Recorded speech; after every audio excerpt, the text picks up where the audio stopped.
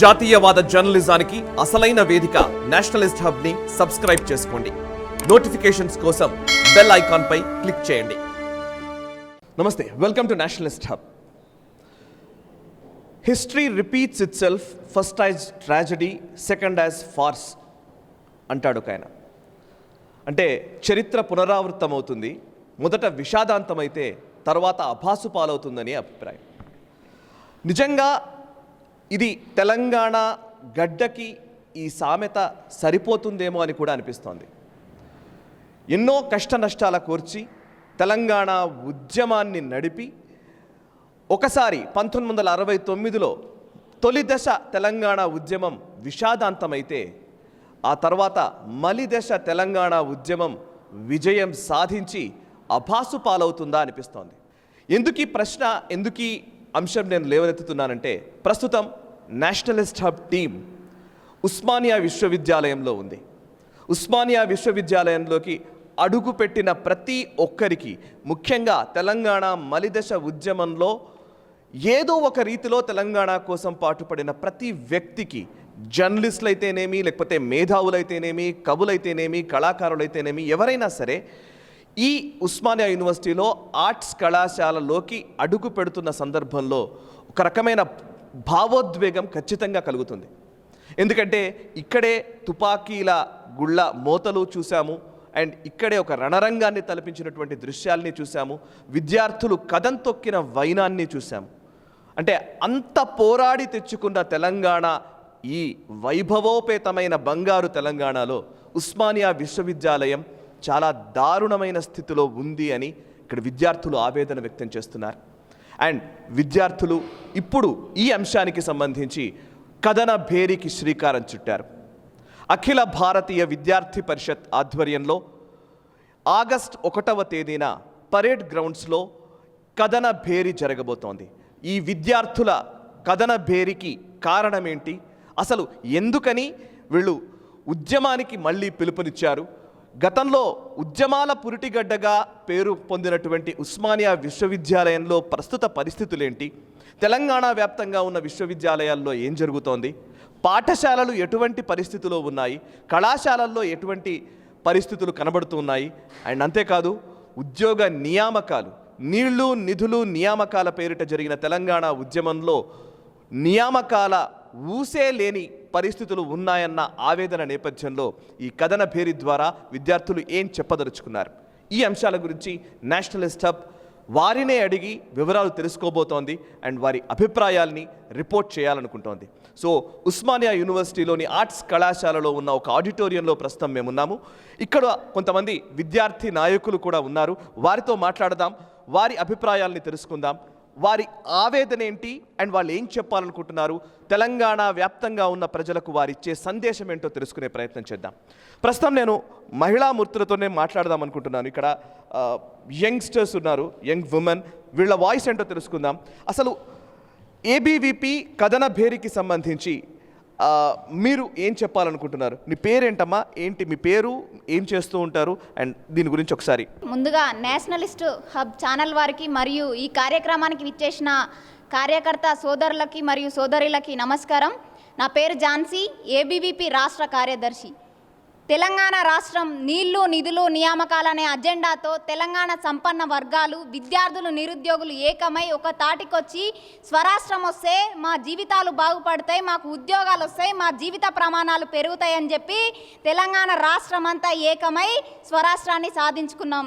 కానీ నేడు దశాబ్ద కాలం గడుస్తున్నా కూడా తెలంగాణ రాష్ట్రంలో విద్య, వైద్య, వ్యవసాయ రంగాలన్నింటినీ కూడా నిర్వీర్యం చేస్తూ ఈ తెలంగాణ తల్లి మొత్తం కల్వకుంట్ల కుటుంబ కబంధ హస్తాల్లోకి వెళ్ళిపోయి పూర్తిగా ప్రతి ఒక్క వ్యవస్థ కూడా నిర్వీర్యమైన దుస్థితి నేడు తెలంగాణ రాష్ట్రంలో ఉంది.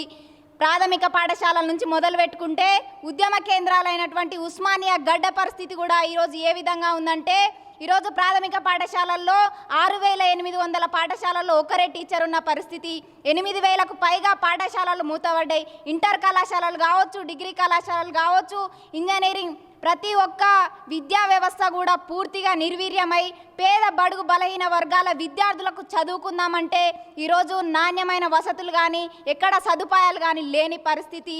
ఈ రాష్ట్రంలో పేద విద్యార్థి చదువుకుందామంటే ప్రభుత్వ విద్యా సంస్థల్లో కనీస వసతులు ఉండవు, పాఠాలు బోధించడానికి ఉపాధ్యాయులు ఉండరు.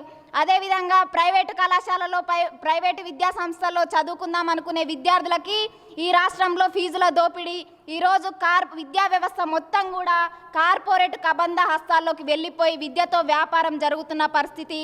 గతంలో ఈ రాష్ట్ర ముఖ్యమంత్రి కార్పొరేట్ వ్యవస్థని పొలిమర చివరి దాకా తరిమి కొడతా అని కూడా ఇప్పుడు పొలిమర చివరి దాకా విస్తరించినా కూడా ఈ రాష్ట్ర ముఖ్యమంత్రి స్పందించినటువంటి పరిస్థితి. అదేవిధంగా వసతి గృహాల పరిస్థితి చూసుకుంటే ఎప్పుడు కూల్తాయో తెలియని పరిస్థితి. పురుగుల అన్నం నీళ్ల చారుతో పేద విద్యార్థులు ఈరోజు వాళ్ళు చదువుకొని భవిష్యత్తు బాగుపడడం సంగతి అక్కడ పెడితే అసలు ప్రాణాలతో తమ బిడ్డ ఇంటికి వస్తాడా లేదా అన్న పరిస్థితిలో ఈరోజు విద్యార్థులు ఉన్నటువంటి కరెక్ట్. ఇప్పుడు మీరు చెప్తున్నవన్నీ కూడా ఓవరాల్గా బ్రాడ్గా మాట్లాడారు. నేను కొంచెం స్పెసిఫిక్గా మనం కొన్ని సబ్జెక్ట్స్ తీసుకుందాం ఒకసారి. ఇప్పుడు లైక్ నేను అనుకుంటున్నది, ఇప్పుడు ఈ కథన భేరి ఈ ప్యాంప్లెట్ నేను చూస్తున్నాను. ఇందులో నీళ్లు నిధులు నియామకాల కోసం కొట్లాడి తెచ్చుకున్న తెలంగాణ 10 ఏళ్ల కేసీఆర్ పాలనలో చాలా దారుణంగా తయారైందనేది మీరు అందులో పొందుపరిచారు. అండ్ మీ కొన్ని డిమాండ్లను కూడా మీరు పొందుపరచడం జరిగింది. నేను డిమాండ్లు వాటిలోకి వచ్చే ముందు ప్రస్తుత పరిస్థితిలో ఉస్మానియా విశ్వవిద్యాలయం గురించి ఫస్ట్ మనం కన్ఫైన్ అయిదాం. మిగతా అన్ని అంశాల గురించి బ్రాడర్గా మాట్లాడితే ఏదో పొలిటికల్ స్పీచ్ లాగా కూడా ఉంటుంది. దానికంటే కూడా ఉస్మానియా విశ్వవిద్యాలయంలో ప్రస్తుతం ఉన్న పరిస్థితి అంత దారుణంగా ఉందా? ఇక్కడ ఉద్యమాల పురిటిగడ్డ, ఇక్కడి నుంచే ఉద్యమం నిజంగా ఊపిరి పోసుకొని ఇక్కడనే అనేక మంది త్యాగాలు చేశారు. అండ్ ఇక్కడనే ఒక రణరంగాన్ని తలపించే విధంగా మేము నాలాంటి ఒక జర్నలిస్టులను కూడా మేము ఇక్కడ రిపోర్ట్ చేసిన వాళ్ళం. మేము ఇక్కడ రాళ్లను లేకపోతే ఇక్కడ బాష్పవాయు గోళాలని చూసిన వాళ్ళం కళ్ళారా. సో ఇక్కడ పరిస్థితి ఏంటి? ఫస్ట్ ఉస్మానియా గడ్డ అంటే ప్రతి ఒక్క విద్యార్థి నెత్తుడితో తడిచిన గడ్డ ఇది. అటువంటి ఉస్మానియా యూనివర్సిటీ పరిస్థితి ఈరోజు 75% ఉపాధ్యాయ పోస్టులు ఖాళీగా ఉన్నాయి. ఎక్కడికక్కడ యూనివర్సిటీ భూముల కబ్జా కోర్లలో మునిగిపోయినా కూడా ఈ రాష్ట్ర ప్రభుత్వం పట్టించుకోని పరిస్థితి. ఇవాళ మెస్ డిపాజిట్ల పేరు మీద, సెల్ఫ్ ఫైనాన్స్ల పేరు మీద ఇలా వేలకు వేలు ఫీజులు వసూలు చేస్తున్నా కూడా పట్టించుకున్నటువంటి పరిస్థితి. యూనివర్సిటీ యొక్క ప్రతిపత్తిని కాలరాస్తూ మొత్తం రాజకీయం చేస్తున్నారు. ప్రతి అనవసరమైన విషయాల్లో జోక్యం చేసుకుంటూ ప్రతిదీ కూడా ఒక రాజకీయ ప్రమేయం అయిపోయింది. యూనివర్సిటీ పూర్తిగా ప్రతిపత్తిని కోల్పోయింది. ఈ రాష్ట్ర ప్రభుత్వమే కాల రాసిందని స్పష్టంగా ప్రతి ఒక్కరు కూడా అర్థం చేసుకోవాలి. నమస్తే, Prithvi, ABVP state joint secretary. ముందుగా నేషనల్ ఛానల్ గారికి ధన్యవాదాలు. తెలంగాణ రాష్ట్రంలో విద్యార్థులు ఎదుర్కొన్న సమస్యల్ని ప్రజల్లోకి తీసుకెళ్ళి ఇన్ని సమస్యలు ఉన్నాయని చెప్పేసి మీరు ప్రజలకు తీసుకెళ్ళి ప్రయత్నం చేస్తున్నారు. ముందుగా మీ అందరికి ధన్యవాదాలు తెలియజేస్తూ, ఉస్మాన్ యూనివర్సిటీ అంటేనే ఉద్యమాల పురిటిగడ్డ. ఉద్యమానికి పురుడోసి పెంచి పోషించి ఉద్యమాన్ని భుజస్కంధాలపైన మోసి విజయతీర తెలిసినటువంటి ఘనత ఉస్మాన్ యూనివర్సిటీ. అలాంటి యూనివర్సిటీలు దాదాపు 76% ఈరోజు ఖాళీలు విక్రయిస్తూ ఉన్నాయి. గ్రామీణ ప్రాంతాల నుంచి బలహీన వర్గాల పేద విద్యార్థులు ఈరోజు యూనివర్సిటీలో సీటు కొట్టుకుంటే మా ఉజ్వలమైన భవిష్యత్తు ఉంటుందని చెప్పేసి యూనివర్సిటీకి వస్తే యూనివర్సిటీ ఈరోజు సమస్యలతో స్వాగతం పలుకుతూ ఉంది. ఉస్మాన్ యూనివర్సిటీ ఈరోజు 1300 మంది ప్రొఫెసర్లు ఉండాల్సిన చోట కేవలం 350 మంది ఈరోజు టీచింగ్ చేస్తూ ఉన్నారు. పేద విద్యార్థులు పరిశోధనకు దూరం అవుతూ ఉన్నారు. భూములు ఉస్మాన్ యూనివర్సిటీ మీరు సరైన గణాంకాలే చెప్తున్నారా? ఇవన్నీ సరైన గణాంకాలే. టీచింగ్ మరియు నాన్ టీచింగ్ ఎక్కడికక్కడ ఖాళీలు విక్రిస్తూనే ఉన్నాయి. పేద విద్యార్థులు పరీక్షకు దూరం అవుతూ ఉన్నారు, ఉన్నత విద్యకు దూరం అవుతూ ఉన్నారు. ఈ ఉస్మాన్ యూనివర్సిటీ ఈ రాష్ట్రంలోని అతిపెద్ద యూనివర్సిటీ పరిస్థితి కాదంటే చిన్న యూనివర్సిటీ, పాలమూరు యూనివర్సిటీ కావచ్చు, తెలంగాణ యూనివర్సిటీ కావచ్చు, మహాత్మా గాంధీ యూనివర్సిటీ కావచ్చు, వీటి పరిస్థితి అయితే చాలా అధ్వానంగా మారిపోయింది. మొన్న చూసుకుంటే అయితే కేవలం 50,000 ఆశపడి లంచం తీసుకుంటూ తెలంగాణ యూనివర్సిటీ వీచి దొరికిపోయిండు. అంటే ఇంతకు దిగజారిపోయింది తెలంగాణ ఉన్నటువంటి యూనివర్సిటీలు. ఒకప్పుడు ఉద్యమ కేంద్రాలు ఉన్నటువంటి యూనివర్సిటీలు ఈరోజు నిరుద్యోగ కర్మాగారాలుగా మారిపోయినాయి. అంటే దీనికి కారకులు ఎవరు? ఈ పాపం ఎవరికి పోవాలి అంటే అప్పుడు ఉస్మానియా విద్యార్థులు కావచ్చు, యూనివర్సిటీ విద్యార్థుల్ని రెచ్చగొట్టి, ప్రాంతీయవాదంతో రెచ్చగొట్టి తెలంగాణ తీసుకొచ్చి వాళ్ళ శవాల మీద కూర్చేసుకున్నటువంటి ఈ రాష్ట్ర ప్రభుత్వానికి ఈ విద్యాలయాల పట్ల చిత్తశుద్ధి లేదు. యూనివర్సిటీలు అంటేనే ప్రతి అంశంపైన ఏదైతే రియాక్ట్ అవ్వాల్సినటువంటి విద్యార్థులందరూ ఇక్కడ ఉంటారు. అటువంటి గొంతుకలని అణిచివేసేందుకు సరైనటువంటి సదుపాయాలు లేకుండా ఈరోజు మనం హాస్టల్ చూసుకుంటే ఉస్మాన్ యూనివర్సిటీలో గుర్రపు కొట్టాలని తలపిస్తున్నాయి. గుర్రపు కొట్టాలు కూడా గతంలో నిజాం పాలనలో ఉన్నటువంటి గుర్రపు కొట్టాలే ఈరోజు విద్యార్థులు వారి యొక్క హాస్టల్లాగా వాడుకుంటూ ఉన్నారు. డ్రాయర్ల పైన బయట స్నానం చేసేటువంటి పరిస్థితి ఈరోజు యూనివర్సిటీ. యూనివర్సిటీ ఎందుకు అసలు కనీసం నిధులు ఇవ్వట్లేదా? అంటే హాస్టల్ బాగానే ఉండలేదా? అసలు ఫుడ్ కానీ భోజనంకి వసతులు ఏం లేవా ఆడ? మనం చూసుకుంటే రేకుల షెడ్లు మనం ఇక్కడ కూడా చూడవచ్చు. ఏదైతే 100 సంవత్సరాల కాలేజ్ అని చెప్పుకుంటాం, ఆర్ట్స్ కళాశాల ఉద్యమ కేంద్రం అని చెప్పుకుంటున్నామో ఇక్కడ కూడా వాటర్ గారుతా ఉన్నాయి. ఇటువంటి పరిస్థితి ఈరోజు రాష్ట్రంలో నెలకొంది. ఉస్మానియా విద్యార్థులు కావచ్చు, యూనివర్సిటీ విద్యార్థులను రెచ్చగొట్టి వాడుకొని తెలంగాణ తెచ్చుకొని ఈరోజు ఏదైతే వాళ్ళ కుటుంబ స్వలాభం కోసం వాళ్ళు జేబులు నింపుకోవడం కోసం ఈరోజు తెలంగాణలో పాలన కొనసాగుతుంది తప్ప యూనివర్సిటీలు బాగుపరిచేటువంటి యోచన వాళ్ళకి లేదు. మహిళా విశ్వవిద్యాలయం అని చెప్పారు, మొన్న అసెంబ్లీలో ప్రకటించారు, పాలాభిషేకాలు వేయించుకున్నారు, అన్నీ వేయించుకున్నారు. 100 కోట్లేమో కానీ ఇప్పటికీ రూపాయి విడుదల కానటువంటి పరిస్థితి. ఇన్ఛార్జి వీసీ తోటి కాలం వెళ్ళదీస్తారు. మహిళా విశ్వవిద్యాలయం అంటే యూనివర్సిటీ ప్రకటించిన తర్వాత అనేకమైనటువంటి కోర్సులు ఇంట్రడ్యూస్ చేసే కోర్సులు వదిలిపెట్టేసి డిగ్రీ విద్యార్థులకు హాస్టల్ వసతి కల్పించినటువంటి పరిస్థితి ఈరోజు మహిళా విశ్వవిద్యాలయంలో నెలకొంది. అటువంటి పరిస్థితుల్లో యూనివర్సిటీలు ఆక్స్ఫర్డ్ మార్చేస్తా, క్యాంబ్రిడ్జ్ యూనివర్సిటీలో మార్చేస్తా కాదు, ఏదైతే యూనివర్సిటీలో ఏదైతే ర్యాంకులు కావచ్చు, స్థితిగతులు కావచ్చు ఎక్కడికక్కడ పడిపోద్దు. విద్యార్థులు ప్రైవేట్ యూనివర్సిటీలకు వెళ్ళిపోయేటువంటి పరిస్థితి. కేసీఆర్ ఒకటే ప్రైవేట్ యూనివర్సిటీలు ఇచ్చేటువంటి కమిషన్ల కోసం కకృతిపడి వాళ్ళతోటి కులుకుతూ ఈరోజు ప్రభుత్వ యూనివర్సిటీలకు గాలి కొదిలేసి అయితే యథావిధిగా ఉన్నటువంటి ఆంధ్ర పాలన చాలా మంచిగా ఉండే యూనివర్సిటీలు, ఆంధ్ర పాలన చాలా సదుపాయాలు కావచ్చు ఇవన్నీ ఉండే. కానీ ఆంధ్ర పాలన ఉన్నటువంటి వీసీలు కావచ్చు, వాళ్ళందరూ కావచ్చు, వీసీలు కూడా కేసీఆర్ తొత్తులుగా మారిపోయి విద్యార్థులను కలిగినటువంటి పరిస్థితి ఈరోజు యూనివర్సిటీలో నెలకొంది. ఓకే, మరి చాలా సీరియస్ ఆరోపణలు అయితే వినిపిస్తున్నాయి. ఇందాక ఆయన తమ్ముడు చెప్పినట్టుగా ఇక్కడ నీళ్లు పైనుంచి గారుతున్నాయని చెప్తున్నాడు ఆయన. నిజంగానే ఇప్పుడు మనం ఆర్ట్స్ కాలేజ్లో ఉన్నాము. ఆర్ట్స్ కాలేజ్ అంటేనే 100 ఏళ్ల చరిత్ర ఉన్నటువంటి ఒక అద్భుతమైనటువంటి ఈ ఉస్మానియా యూనివర్సిటీకే తలమానికంగా నిలిచే ప్రాంతం. ఎవరికైనా సరే మనకు ఉస్మానియా యూనివర్సిటీ అనగానే ఈ ఆర్ట్స్ కాలేజ్ ప్రాంగణం కనబడుతూ ఉంటుంది. అట్లాంటి దాంట్లో ఇక్కడ మనం చూడొచ్చు. యాక్చువల్లీ నిజానికి చూస్తే ఇక్కడ నీళ్లు పైనుంచి కారుతున్నాయి. ఆ పైనుంచి ఇటువైపు అటువైపు 2 ప్లేసుల్లోనూ మొత్తం తడిగట్టిపోయినాయి మొత్తం ఆ గోడలన్నీ కూడా.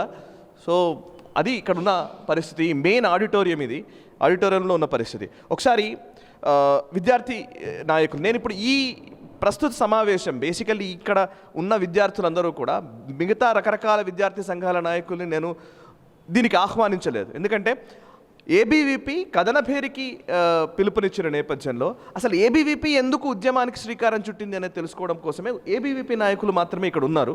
సో మిగతా విద్యార్థి సంఘాల నాయకులతో కూడా ఇంకో సందర్భంలో మనం మాట్లాడే ప్రయత్నం చేద్దాము. అండ్ విద్యార్థి సంఘాల మధ్య ఒక వాగ్వాదానికి తెరతీసే పరిస్థితిలోకి వెళ్ళాలనే ఆలోచన కూడా కాదు. బట్ పాయింట్ ఏంటంటే ఏబీవీపీ నాయకులే ఈ కథనభేరికి పిలుపునిచ్చిన నేపథ్యం ఉంది కాబట్టి. సో ఒకసారి మీ పేరేంటి? ప్రవీణ్ రెడ్డి, ఏబీవీపీ పూర్వ రాష్ట్ర కార్యదర్శి, present working committee member. Okay, ఇప్పుడు ఇక్కడ అందరూ అనేది ఏంటంటే మనం ఒక 4-5 అంశాలు మాట్లాడదాం. ఒకటి, విశ్వవిద్యాలయాల్లో పరిస్థితి ఎట్లా ఉంది, అందులో ఉస్మానియా యూనివర్సిటీ ఏంటి, పాఠశాలలు ఎలా ఉన్నాయి, కళాశాలలు ఎలా ఉన్నాయి, నియామకాల గురించి మనం తర్వాత వద్దాం. సో నాకు ఫస్ట్ ఈ యూనివర్సిటీ గురించి చెప్పాలంటే, ఇందాక మిత్రులు అంటున్నారు తినడానికి సరిగ్గా భోజన వసతి కూడా కల్పించట్లేదు, మరీ దారుణమైన పరిస్థితులు ఉన్నాయి అనేది చెప్తున్నారు. అంటే మీకు ఇస్తున్న మౌలిక సదుపాయాలకు సంబంధించి యూనివర్సిటీకి సంబంధించి మీ అభిప్రాయం చెప్తారా? ముఖ్యంగా గత 9 సంవత్సరాల తెలంగాణ రాష్ట్ర సమితి ప్రభుత్వ హాయంలో విద్యారంగం విధ్వంసం జరిగింది. 9 సంవత్సరాలుగా పాఠశాల నుండి యూనివర్సిటీ స్థాయి వరకు ఏ స్థాయిలో కూడా ప్రభుత్వం పట్టించుకోకపోవడం వల్ల, నిర్లక్ష్యం చేయడం వల్ల విద్యా వ్యవస్థ నిర్వీర్యమైంది. మీరు అడిగినట్టుగా యూనివర్సిటీస్కి సంబంధించినటువంటి విషయంలో 1267 పోస్టులు యూనివర్సిటీకి శాంక్షన్డ్ పోస్టులు ఉంటే ఇప్పుడు పనిచేస్తున్నటువంటి వారి సంఖ్య 367. 881 ఫ్యాకల్టీ పొజిషన్స్ వేకెన్సీ ఉంటే దేశంలోనే ఒక ప్రతిష్టాత్మకమైనటువంటి ఉస్మానియా యూనివర్సిటీలో క్వాలిటీ ఎడ్యుకేషన్ రూరల్ బ్యాక్గ్రౌండ్ ఉన్నటువంటి, పూర్ బ్యాక్గ్రౌండ్ ఉన్నటువంటి స్టూడెంట్స్కి ఏ రకంగా అందుతుంది అని చెప్పేసి ఈరోజు మనందరం ఆలోచించాల్సిన అవసరం ఉంది. ముఖ్యంగా మీరు అన్నట్టుగా యూనివర్సిటీలో మౌలిక వసతులు లేవా, సరైన భోజనం లేదా అని అంటే ఖచ్చితంగా లేదనే చెప్పాలి. ఎందుకంటే రోజు ఇక్కడ అనుభవిస్తున్నటువంటి పరిస్థితులు, 2014లో రాష్ట్రం అధికారంలోకి వచ్చినటువంటి క్రమంలో మొదటి బడ్జెట్లో ఈ యొక్క ముఖ్యమంత్రి 1,00,000 కోట్ల బడ్జెట్లో 10.89% ఆఫ్ బడ్జెట్ ఎడ్యుకేషన్ సెక్టార్కి కేటాయించిండు. కానీ దరిద్రం ఏంటంటే 2014 నుంచి 2023-24 వరకు ఈ రాష్ట్రంలో బడ్జెట్ 1,00,000 కోట్ల నుండి 3,00,000 కోట్లకు పెరిగింది. కానీ బడ్జెట్ విద్యారంగానికి కేటాయింపులో మాత్రం 10.8% నుండి 6%కి పోయిందంటే ఏ రకమైనటువంటి నిర్లక్ష్యమో ఇక్కడ మనకు ప్రస్ఫుటమవుతుంది. ఈ బడ్జెట్ కేటాయించని కారణంగా ఈ రాష్ట్రంలోని సంక్షేమ హాస్టల్లో మౌలిక వసతుల కొరత, సంక్షేమ హాస్టళ్లలోని ఏదైతే భోజనం పర్ఫెక్ట్గా లేకపోవడం, విషపూరితమైనటువంటి ఆహారం తిని అనేక మంది గ్రామీణ నేపథ్యం ఉన్నటువంటి విద్యార్థులు ఆసుపత్రి పాలై మరణించడం దగ్గర నుండి మొదలుకుంటే ఈరోజు పాఠశాల స్థాయి నుండి యూనివర్సిటీ స్థాయి వరకు ఎక్కడ కూడా ఏదైతే మౌలిక వసతుల కల్పన లేకపోవడంతో ఈరోజు తీవ్రమైనటువంటి సంక్షోభంలో ఉంది విద్యా వ్యవస్థ. ఈ 9 సంవత్సరాల కాలంలో ఒకవైపు ఏదైతే మౌలిక వసతులు కల్పించకుండా, బడ్జెట్ కేటాయించకుండా, నియామకాలు చేపట్టకుండా ఏ రకంగా విద్యారంగం బాగుపడుతుందని చెప్పి ఈరోజు ప్రగతి భవన్లో కాలక్షేపం చేస్తున్నటువంటి ముఖ్యమంత్రి అనుకుంటున్నాడో ఒకసారి సమాధానం చెప్పాల్సిన అవసరం ఉంది.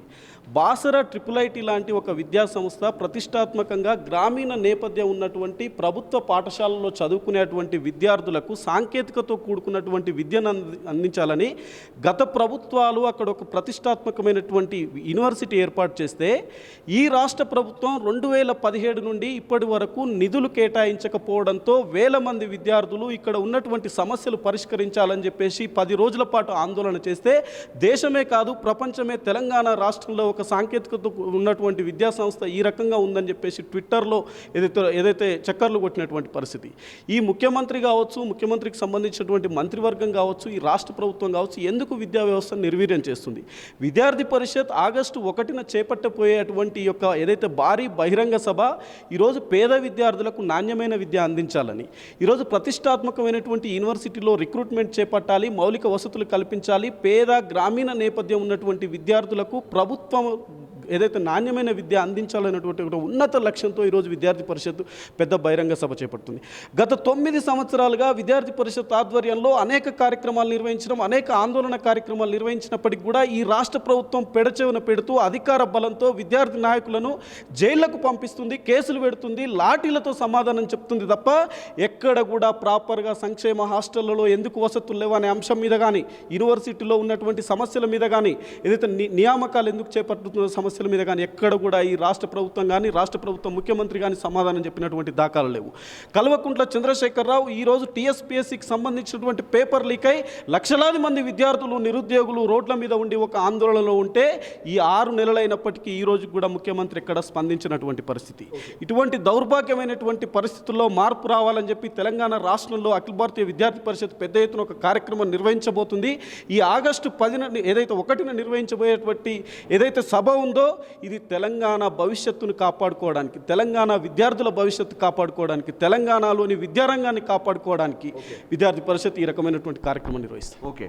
ఓకే ఒక్కసారి నేను కొన్ని డేటా పాయింట్స్ ఏమన్నా చెప్పగలుగుతారా ఎవరన్నా?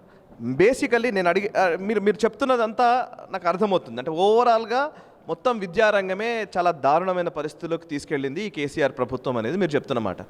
మీరు ఇందాక అన్నారు బడ్జెట్లో కేటాయింపుల్లో ఒక ఇంతకుముందు 10.89% 2014 బడ్జెట్లో కేటాయిస్తే ఆ తర్వాత 6%కు పడిపోయింది. గత ప్రభుత్వాలు ఎలా ఉండేది? 2014కి ముందు ఎంత ఉండేది? ఎంత పర్సెంటేజ్ బడ్జెట్లో కేటాయించేవాళ్ళు ఏమన్నా తెలుసా? 12 to 15% ఉండేది. అదే 10%కే ఎక్కువ అనమాట 2014కి వస్తే. సో ఇప్పుడు నేను విద్యాలయాల గురించి, విశ్వవిద్యాలయాల గురించి అంటే నియామకాల గురించి మాట్లాడదాం ఒకసారి. సో ఇప్పుడు ఒకవైపు ఉద్యోగ నియామకాలు విద్యార్థులు ఎదురు చూస్తున్నారు. నాకు తెలిసి 2014 నుంచి ఇప్పటి వరకు ఒక DSC కూడా పెట్టలేదు. నియామకాల విషయంలో చాలా వరకు ఉద్యోగాలు వస్తాయి అనే దాంతో తెలంగాణ ఉద్యమం నడిచింది. నీళ్లు నిధులు నియామకాల విషయంలో విద్యార్థి లోకం ఏమనుకుంటోంది? అండ్ అధ్యాపక నియామకాలు లేక విద్యాలయాలు పడకేస్తున్న పరిస్థితి, చాలా దారుణమైన స్థితిలో ఉన్న పరిస్థితి. ఈ రెంటి గురించి ఒకసారి ఏం చెప్తారా? నా పేరు కమల్ సురేష్, ABVP రాష్ట్ర సంయుక్త కార్యదర్శి. అన్న మంచి క్వశ్చన్ వేశాడు. నియామకాల విషయంలో నీళ్లు నిధులు నియామకాల కోసమే అన్న ఈ ఉస్మాన్ సిటీ గడ్డ ఇక్కడ బగబగమండే అగ్ని కణకై ఇక్కడ నుంచే ఉద్యమం రాగదలుచుకుంది. ఆ రోజు ఉద్యమం ఇక్కడ నుంచే పుట్టింది. ఆ ఉద్యమం ఎందుకు పురుడు పోసుకుందంటే నీళ్లు, నిధులు, నియామకాల విషయంలో. ఇప్పుడు నియామకాల గురించి మాట్లాడితే ఆ రోజు ఉద్యమం చేస్తున్న సమయంలోనే ఇదే ముఖ్యమంత్రి, ఇక్కడ ఉన్నట్టు ముఖ్యమంత్రి కేసీఆర్ ఆ రోజు సిద్దిపేట నుండి ఖమ్మంకి ఆయనకు అరెస్ట్ చేసి తీసుకుపోయిన రోజు ఆయన నిమ్మరసం, దొంగతనాన్ని నిమ్మరసం తాగినప్పుడు మీరు ఉస్మాన్ సిటీ నియామకాల గురించి అన్నారు కాబట్టి ఇక్కడ నుండి ఉస్మాన్ యూనివర్సిటీ విద్యార్థులుగా ఈ ఉద్యమాన్ని భుజానెత్తుకున్న చరిత్ర ఉస్మాన్ సిటీ విద్యార్థులది. కానీ ఏ రోజు కేసీఆర్ మెడలుప్తేనో తొడలుప్తేనో కేసీఆర్ తెలంగాణ ఉద్యమం రాలేదు. బగబగబండే మంటల్లో శ్రీకాంతాచారి ఒక యాదయ్య కాలిపోతే ఈ తెలంగాణ వచ్చింది. మా విద్యార్థి సోదరులు, నిరుద్యోగులు ఇదే ఉస్మాన్ సిటీ కేంద్రంగా, ఇదే పక్కల మీరు ల్యాండ్స్కేప్ గార్డెన్ చూసుకుంటే నేను 5 శవాలను చూశాను నేను పీజీ చేసే సమయంలో. ఇదే ల్యాండ్స్కేప్ గార్డెన్లో వేణుగోపాల్ రెడ్డి చనిపోవడం జరిగింది. ఈ విధంగా చనిపోయిన తర్వాత వచ్చిన తెలంగాణ రాష్ట్రంలో ఈరోజు ఏదైతే ఉద్యమ జ్వాలను రగిలించినటువంటి ఉస్మానియా విశ్వవిద్యాలయంలో ఈరోజు 75% ఈరోజు ప్రొఫెసర్ పోస్టులు, టీచింగ్ నాన్ టీచింగ్ పోస్టులు లేక ఈరోజు యూనివర్సిటీలన్నీ వెలవెలబోతున్నాయన్న. ఇందాక మీరు చూపించినట్టుగా రూఫ్ నుంచి వాటర్ గారుతుంది, ఇదే దీనికి ప్రధాన సాక్ష్యం. ఈ విధంగా ఆ రోజు ఉస్మాన్ సిటీని ఉద్యమాన్ని కేసీఆర్ వాడుకొని ఈరోజు గద్దెనెక్కి తెలంగాణ రాష్ట్రంలో ఉన్నటువంటి ఏ ఒక్క యూనివర్సిటీలో ఏ ఒక్క ప్రొఫెసర్ పోస్టు భర్తీ చేయలే, ఏ ఒక్క యూనివర్సిటీలో ఒక్క బిల్డింగ్ కట్టలే. కావాలంటే కేసీఆర్ గారికి ఇదే నేషనలిస్ట్ హబ్ కేంద్రంగా నేను సవాల్ చేస్తున్నాను, ఏబీవీపీ మీకు సవాల్ చేస్తుంది, రండి చర్చ పెట్టుకుందాం, మాట్లాడుకుందాం. మేమేం కొట్లాడము, మేమేం తిట్టుకోము, మాట్లాడతాం, క్వశ్చన్లు వేస్తాం. మీరు తెలంగాణ రాష్ట్రం వచ్చిన తర్వాత ఏ ఒక్క యూనివర్సిటీలోనైనా ఒక్క కొత్త హాస్టల్ కడితే ఏబీపీ ఏ ఛాలెంజ్కైనా విస్తృతుంది, లేదా ఏబీపీ ఛాలెంజ్ను మీరు స్వీకరిస్తారా అని అఖిల భారతీయ విద్యార్థి పరిషత్ ఈ వేదికగా అడుగుతుంది. కాబట్టి ఒక్క నాన్ టీచింగ్ పోస్టులు భర్తీ చేయలే. అదేవిధంగా ఈరోజు టీచర్ పోస్టుల విషయంలో వస్తే ఈ తెలంగాణ రాష్ట్రం ఏర్పడిన తర్వాత ఈరోజు 15,000 పోస్టులు టీచర్ పోస్టులు ఖాళీగా ఉన్నాయన్న. ఒక్క టీచర్ పోస్టు కూడా భర్తీ చేయని కేసీఆర్, ఒక్క డిఎస్సి నియామకం చేయలేదు కేసీఆర్. ఒక్క టీచర్ పోస్టులు భర్తీ లేక ఈరోజు 3,000 పాఠశాలలు దాదాపుగా ఏకోపాధ్యాయ పాఠశాలలు, ఒక్కడే టీచర్, అటెండర్ ఉండడు, ఊడ్చేటోడు ఉండడు, మధ్యాహ్న భోజనం వడ్డించేవాడు ఉండడు, కానీ ఏకోపాధ్యాయ స్కూల్స్ రన్ అవుతాయని తెలంగాణ రాష్ట్రంలో.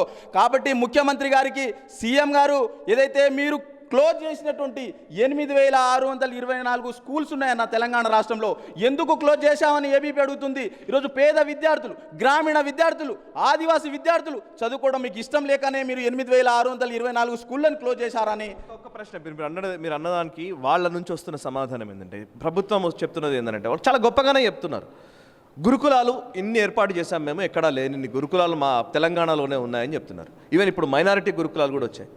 సో మరి అది అసలు అది కౌంట్లోకి రాదా? ఎస్, గురుకులాలను ఏర్పాటు చేసిండు అన్న కేసీఆర్, నేను కాదనట్లే. కులాల మధ్య చిచ్చు పెట్టి కులానికో గురుకులాలను పెట్టిండి కేసీఆర్. ఎస్, కులానికో గురుకులను పెడుతున్నారు కదా, ఏదైతే ఏముంది ఇక్కడ గవర్నమెంట్ స్కూళ్ళను క్లోజ్ చేస్తున్నాడు కదా, విద్య అభివృద్ధి చెందదేమో అనుకున్నాం. కానీ ఈరోజు గురుకులాలు ఒక గురుకులం కడితే ఒక స్కూల్ పెడితే ఏందన్నా, ఒక బిల్డింగ్ ఉండాలి, ఒక గ్రౌండ్ ఉండాలి, టీచర్ ఉండాలి, నాన్ టీచింగ్ ఉండాలి, నర్సు ఉండాలి, వార్డెన్ ఉండాలి. ఇవన్నీ ఏమీ లేకుండా కేవలం ఏదైతే మైనార్టీ గురుకులం అని, ఎస్సీ గురుకులం అని, ఎస్టీ గురుకులం అని పెడితే సరిపోతుందా అని ఈ సందర్భంగా మేము అడుగుతున్నాం. ఇగో అన్న మీకు చూపిస్తాను, ట్రైబల్ ఏదైతే నర్సాపూర్ ట్రైబల్, ఇది నర్సాపూర్ ట్రైబల్లో విద్యార్థులు ఈ విధంగా వడ్డించుకుంటారని, అక్కడ విద్యార్థులు ఈ విధంగా, ఈ హాస్టల్ పరిస్థితి బెడ్లీరికి ఫ్యాన్లు లేక ఈ విధమైనటువంటి నర్సాపూర్, మెదక్ జిల్లా నర్సాపూర్లో ట్రైబల్ హాస్టల్లో నెలకొన్నటువంటి పరిస్థితి అది ఈరోజే ఈ విధంగా తయారైందని మేము నిన్న ఏదైతే ట్రైబల్ కమిషనర్ క్రిస్టినా మేడంని కలిస్తే ఈ విధమైన ఫోటోలు మేము చూస్తే, ఏబీ బృందంగా మేము చూపిస్తే నిధులు రాలేవు. స్కూళ్ళు స్టార్ట్ అయ్యి 2 నెలలు అయినాయి కానీ నిధులు రాలేవంటుర్రు. ట్రైబల్కి మేము ఈరోజు ఎస్సీలకు కావచ్చు, ఎస్టీలకు కావచ్చు సబ్ నిధులు ఇస్తున్నాము, వేల రూపాయలు ఖర్చు పెడుతున్నామంటారు. కేసీఆర్, ఈ బెడ్లో మీరు పండుకుంటారా? మీ మనవడు పండుకుంటాడా? ఫ్యాన్లు లేక, వాళ్ళకు భోజనాలు సరిగా లేక మీరు భోజనాలు చేస్తారా అని అఖిల భారతీయ విద్యార్థి పరిషత్ అడుగుతుంది.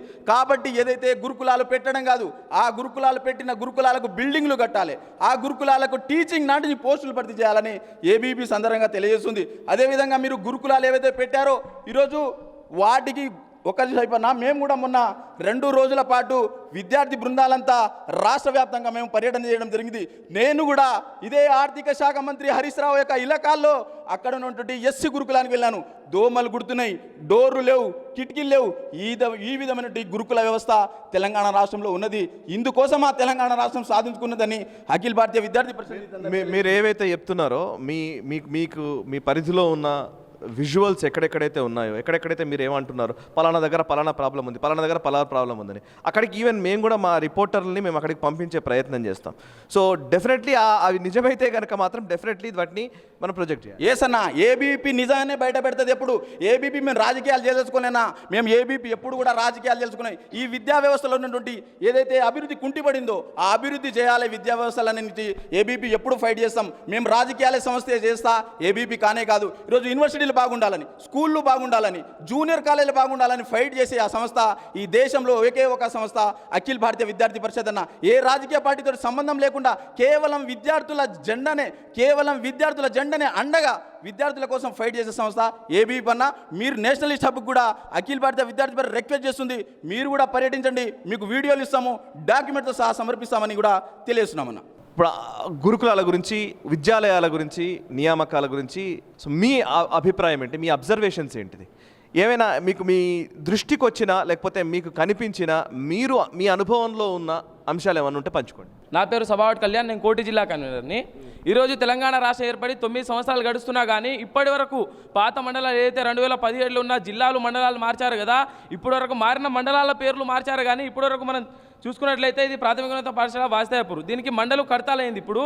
కాకపోతే పాత మండలం అమన్గల్ పేరుకి ఇప్పుడు వరకు మార్చలే.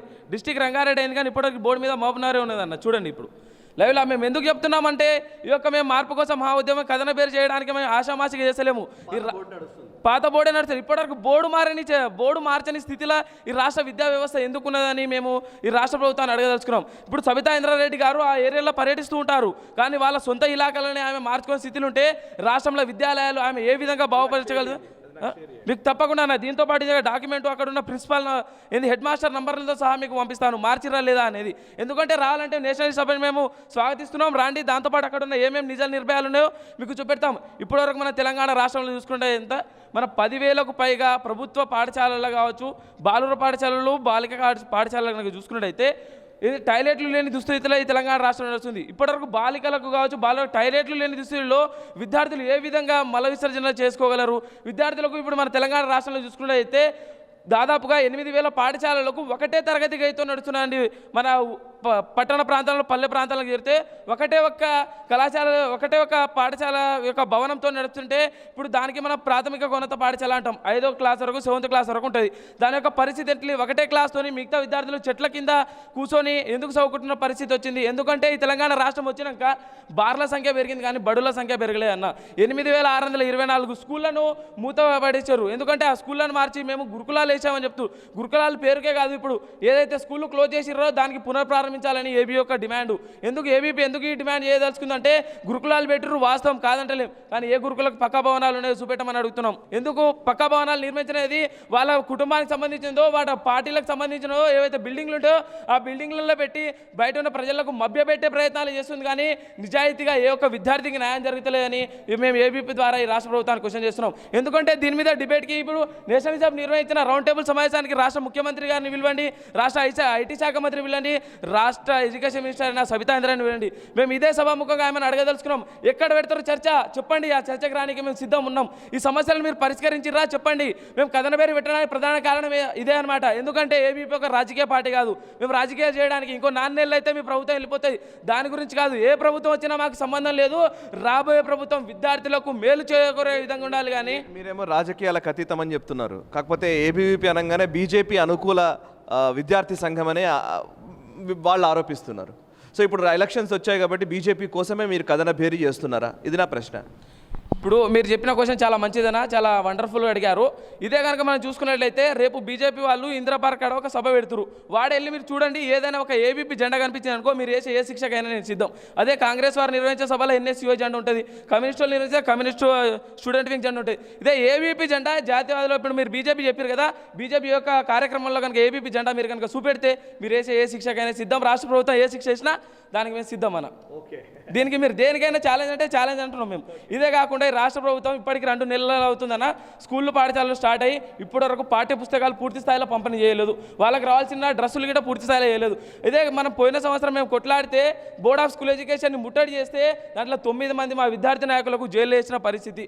అదే 9 మందిలో మేము గిట్ట జైలుకు పోయి మళ్ళీ వచ్చినాక సరే ఇప్పుడు మేము జైలుకు పోయినా ఇబ్బంది లేదు, వచ్చినాక రాష్ట్రం యొక్క పరిస్థితులు మారుతుంది, ఈ యొక్క విద్యాలయాలు సరైన రీతిలో ఉంటుంది, మాకు జైలు వేసినా మేము బాధపడలే అన్న, చిప్పకుడి తిని బాధపడలే. కానీ మేము బాధపడకపోవడానికి కారణం ఏంటంటే బయట ఉన్న విద్యార్థులకు లాభం చేకూరుతుందని బాధపడలే. కానీ ఏ ఒక్కరికి లాభం చేకూరాలంటే దానికి బాధపడాల్సిన అవసరం ఉన్నదా లేదా ఒక్కసారి మీరే ఆలోచించాల్సిన అవసరం ఉన్నదా అన్న. ఇందులో ఏబీవీపీ కథన భేరికి సంబంధించిన ప్యాంప్లెట్ నా దగ్గర ఉంది. ఈ కరపత్రంలో రాసిన అంశాల్లో ఒక కీలకమైన అంశం ఏంటంటే ఫీజు రియంబర్స్మెంట్ గురించి ప్రస్తావించారు. అది మొదటి డిమాండ్గానే మనం పరిగణించాల్సింది. పెండింగ్లో ఉన్న 5,300 కోట్ల ఫీజు రియంబర్స్మెంట్ స్కాలర్షిప్ల బకాయిలను వెంటనే విడుదల చేయాలి, ప్రతి విద్యార్థికి షరతులు లేకుండా మొత్తం ఫీజును రియంబర్స్మెంట్ చేయాలి అనేది ఒక మాట. అండ్ ఇంకోటి పోస్ట్ మెట్రిక్ స్కాలర్షిప్లను 3,500 రూపాయలకు పెంచి ప్రతి నెల విద్యార్థి బ్యాంక్ అకౌంట్లో జమ చేయాలి అని రాయడం జరిగింది. సో ఇక్కడ ఫీజు రియంబర్స్మెంట్ గురించి ఎవరు మాట్లాడతారు? ఫీజు రియంబర్స్మెంట్ ఇష్యూకి సంబంధించి what's your name? Kritika. Kritika. Yeah, I'm State Working Committee member, ABVP. ABVP. Yes. Okay. Can you please tell anything about fees reimbursement? So basically, this Telangana government, this KCR, when he came to the power, Telangana had so many inspiration and they were aspiring to be a Hyderabad. It was like this state was supposed to be a leader in the sense that it will lead to the cyber hub and it will become a national interest for the world also to invest here. But what happened later? When a student is graduated, the student goes out to get a job, but he doesn't get a job.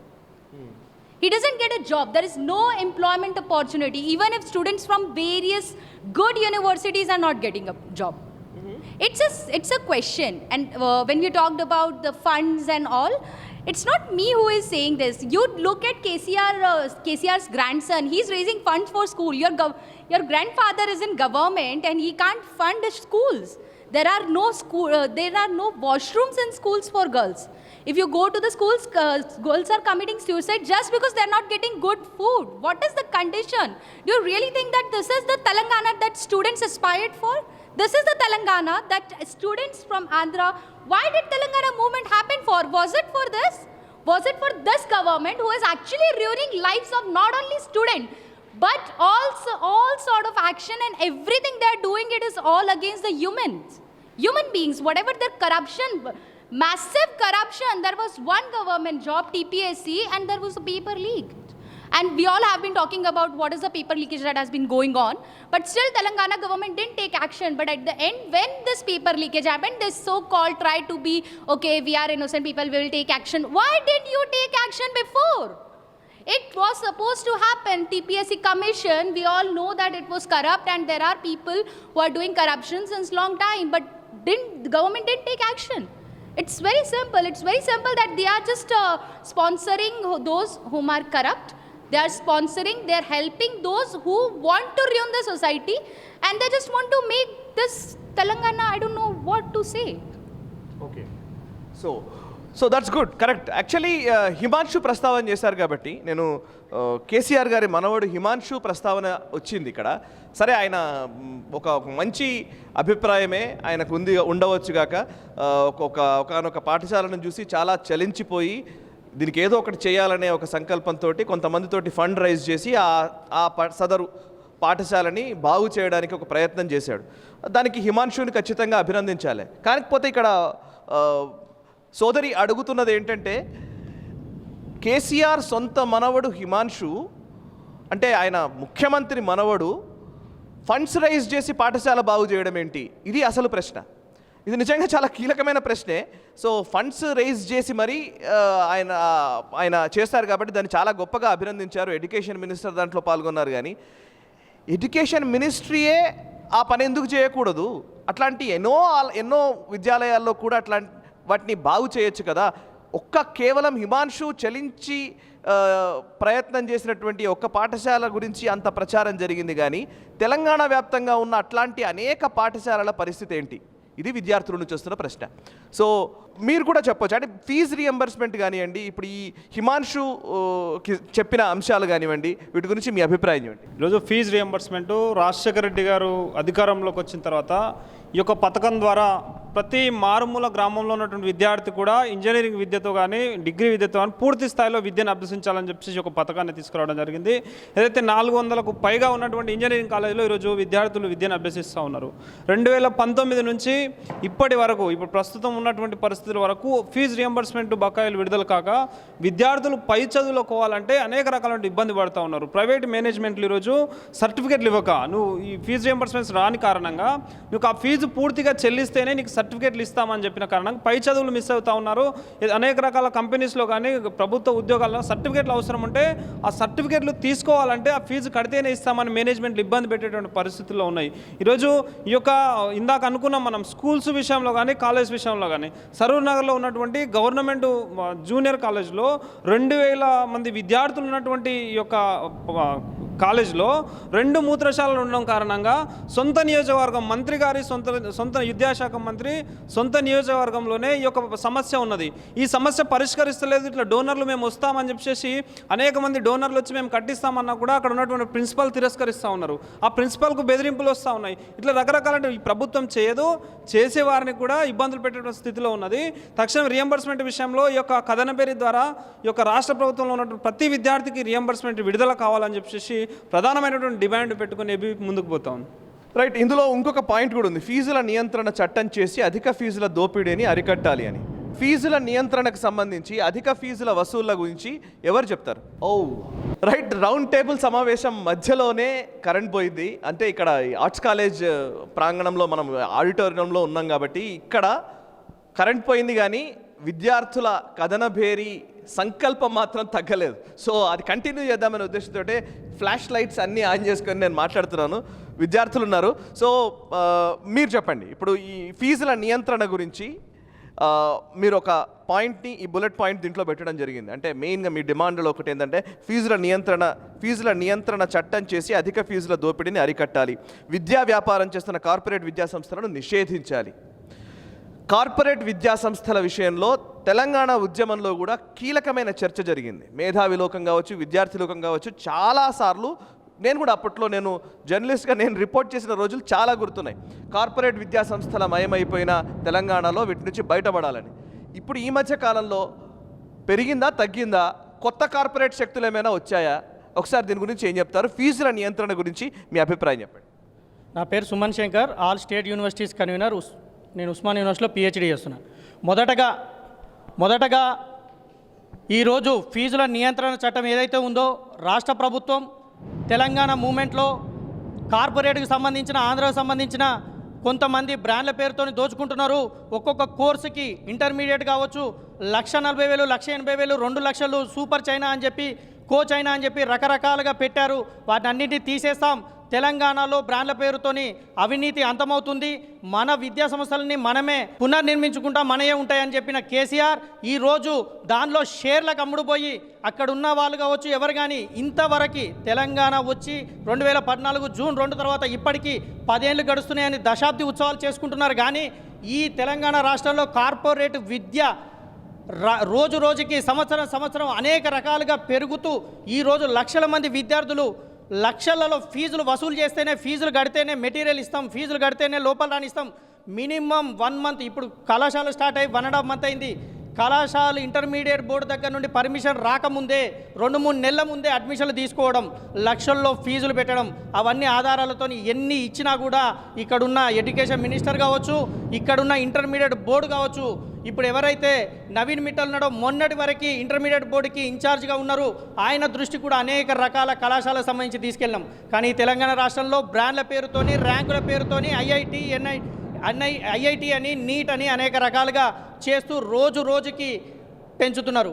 నీకు 2019లో అయితే తిరుపతి రావు committee అయితేంది, 2022లో మినిస్టర్స్తో వేసిన committee అయితేంది, మీ గవర్నమెంటే కదా వేసింది.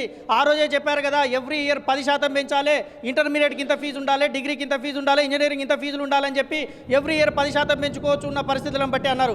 కానీ ఈరోజు ఒకటే సంవత్సరం యూనివర్సిటీలో కావచ్చు, బయట కావచ్చు, ఫీజుల నియంత్రణ ఎక్కడ ఉంది? 1000 రూపాయలు 2000 ఉన్న ఎంఎస్సి పీజీ కోర్సుల ఫీజులు ఈరోజు 30,000 40,000 అని చెప్పి ఫీజులు చేసిళ్ళు. యూనివర్సిటీలకు ఫండ్లు లేక, గవర్నమెంట్ నుండి బ్లాక్ గ్రాంట్ రిలీజ్ కాక, ప్రైవేట్ కాలేజీలకి యూనివర్సిటీలకు ఉన్న తేడా ఏంది? ఫీజుల నియంత్రణ లేక 1000 రూపాయలు ఉన్న ఫీజుని ఈరోజు 20,000 చేసి 25,000 చేసి, ఇంజనీరింగ్లో సివిల్ డిపార్ట్మెంట్ కానీ మిగతా వాళ్ళు కానీ ఉస్మానియా యూనివర్సిటీలో సెల్ఫ్ ఫైనాన్స్ కోర్సులు పెట్టి ఫీజులు వస్తేనే ఈరోజు జీతాలు ఇచ్చే పరిస్థితి ఉంది.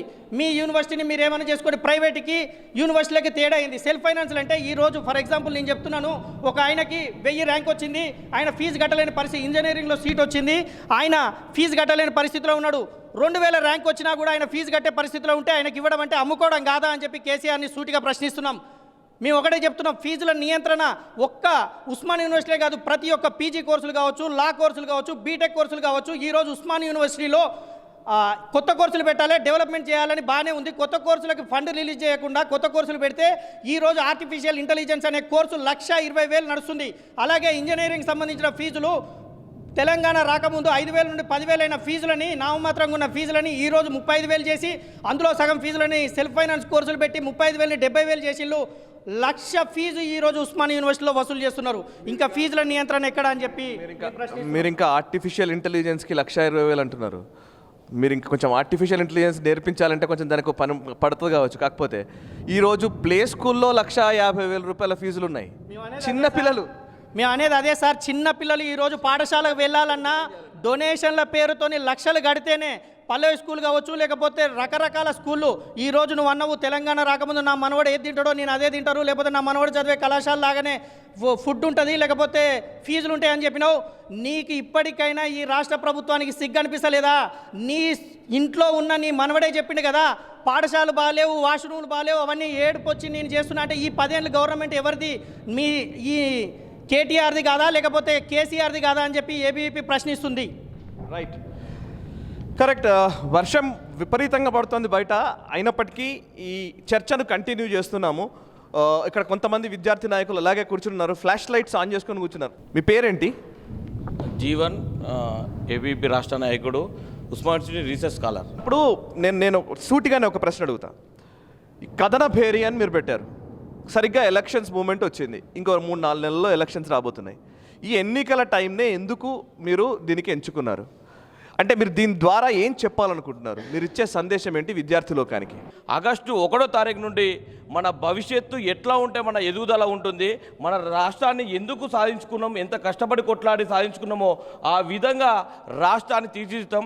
అదేవిధంగా ఈ యొక్క కేసీఆర్ ఉన్నటువంటి రాష్ట్ర ప్రభుత్వాన్ని, ఆయన మరణ శాసనాన్ని అతనే రాసుకున్నాడు, దాన్ని చెప్పే ప్రయత్నంలో మేముంటాం. అతన్ని ప్రభుత్వాన్ని బొందపెట్టేదాకా అఖిల భారతీయ విద్యార్థి పరిషత్ కంకణం కట్టుకొని ఉంటుందని తెలియజేస్తున్నాం. ఈరోజు తెలంగాణ రాష్ట్రంలో ఉన్న 4 కోట్ల ప్రజానీకానికి దాదాపు నిరుద్యోగ సమస్యతో విలవిలాడుతున్న 30 లక్షల నుండి 50 లక్షల మంది నిరుద్యోగ యువతకు ఈరోజు తెలంగాణ రాష్ట్రంలో చదువుతున్నటువంటి దాదాపు 1.5 కోటి విద్యార్థి లోకానికి మార్పు కోసం ఈరోజు అఖిల భారతీయ విద్యార్థి పరిషత్ కంకణం కట్టి కథల పేరుతో యుద్ధ పేరు మోగించడానికి ముందుకెళ్తుందని తెలియజేస్తున్నాను.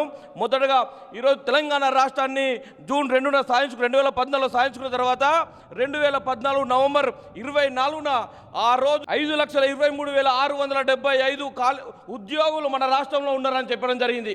కానీ దాని తర్వాత ఆర్టీఐల రూపంలో తర్వాత ఈ తెలంగాణ రాష్ట్రంలో ఉద్యోగాలు ఎంతమంది, ఈ తెలంగాణ రాష్ట్రంలో ప్రభుత్వ ఉద్యోగులు ప్రస్తుతం ఎంతమంది పనిచేస్తున్నారు, ఖాళీలన్నీ అని శ్వేతపత్రం విడుదల చేయాలని అఖిల భారతీయ విద్యార్థి పరిషత్తు దాదాపు 20-30 ఆర్టీఐలు వేసిన సమాధానం చెప్పకపోతే అప్పుడున్నటువంటి కొంతమంది ప్రజాప్రతినిధులతో కలిసి వాళ్ళని అడ్డుకొని ఎందుకు మీరు విడుదల చేస్తలేరని రాష్ట్ర వ్యాప్తంగా ఈరోజు తెలంగాణ రాష్ట్రంలో ఉన్న 586 మండలాలలో ప్రతి నియోజకవర్గంలో ఈరోజు ప్రజాప్రతినిధులు అడ్డుకోవడం వల్ల అప్పుడు వెంటనే 2017 పిఆర్సీ నివేదిక ద్వారా తెలంగాణ రాష్ట్రంలో 4,91,304 ఉద్యోగాలు ఈ తెలంగాణ రాష్ట్రంలో ఉన్నాయి.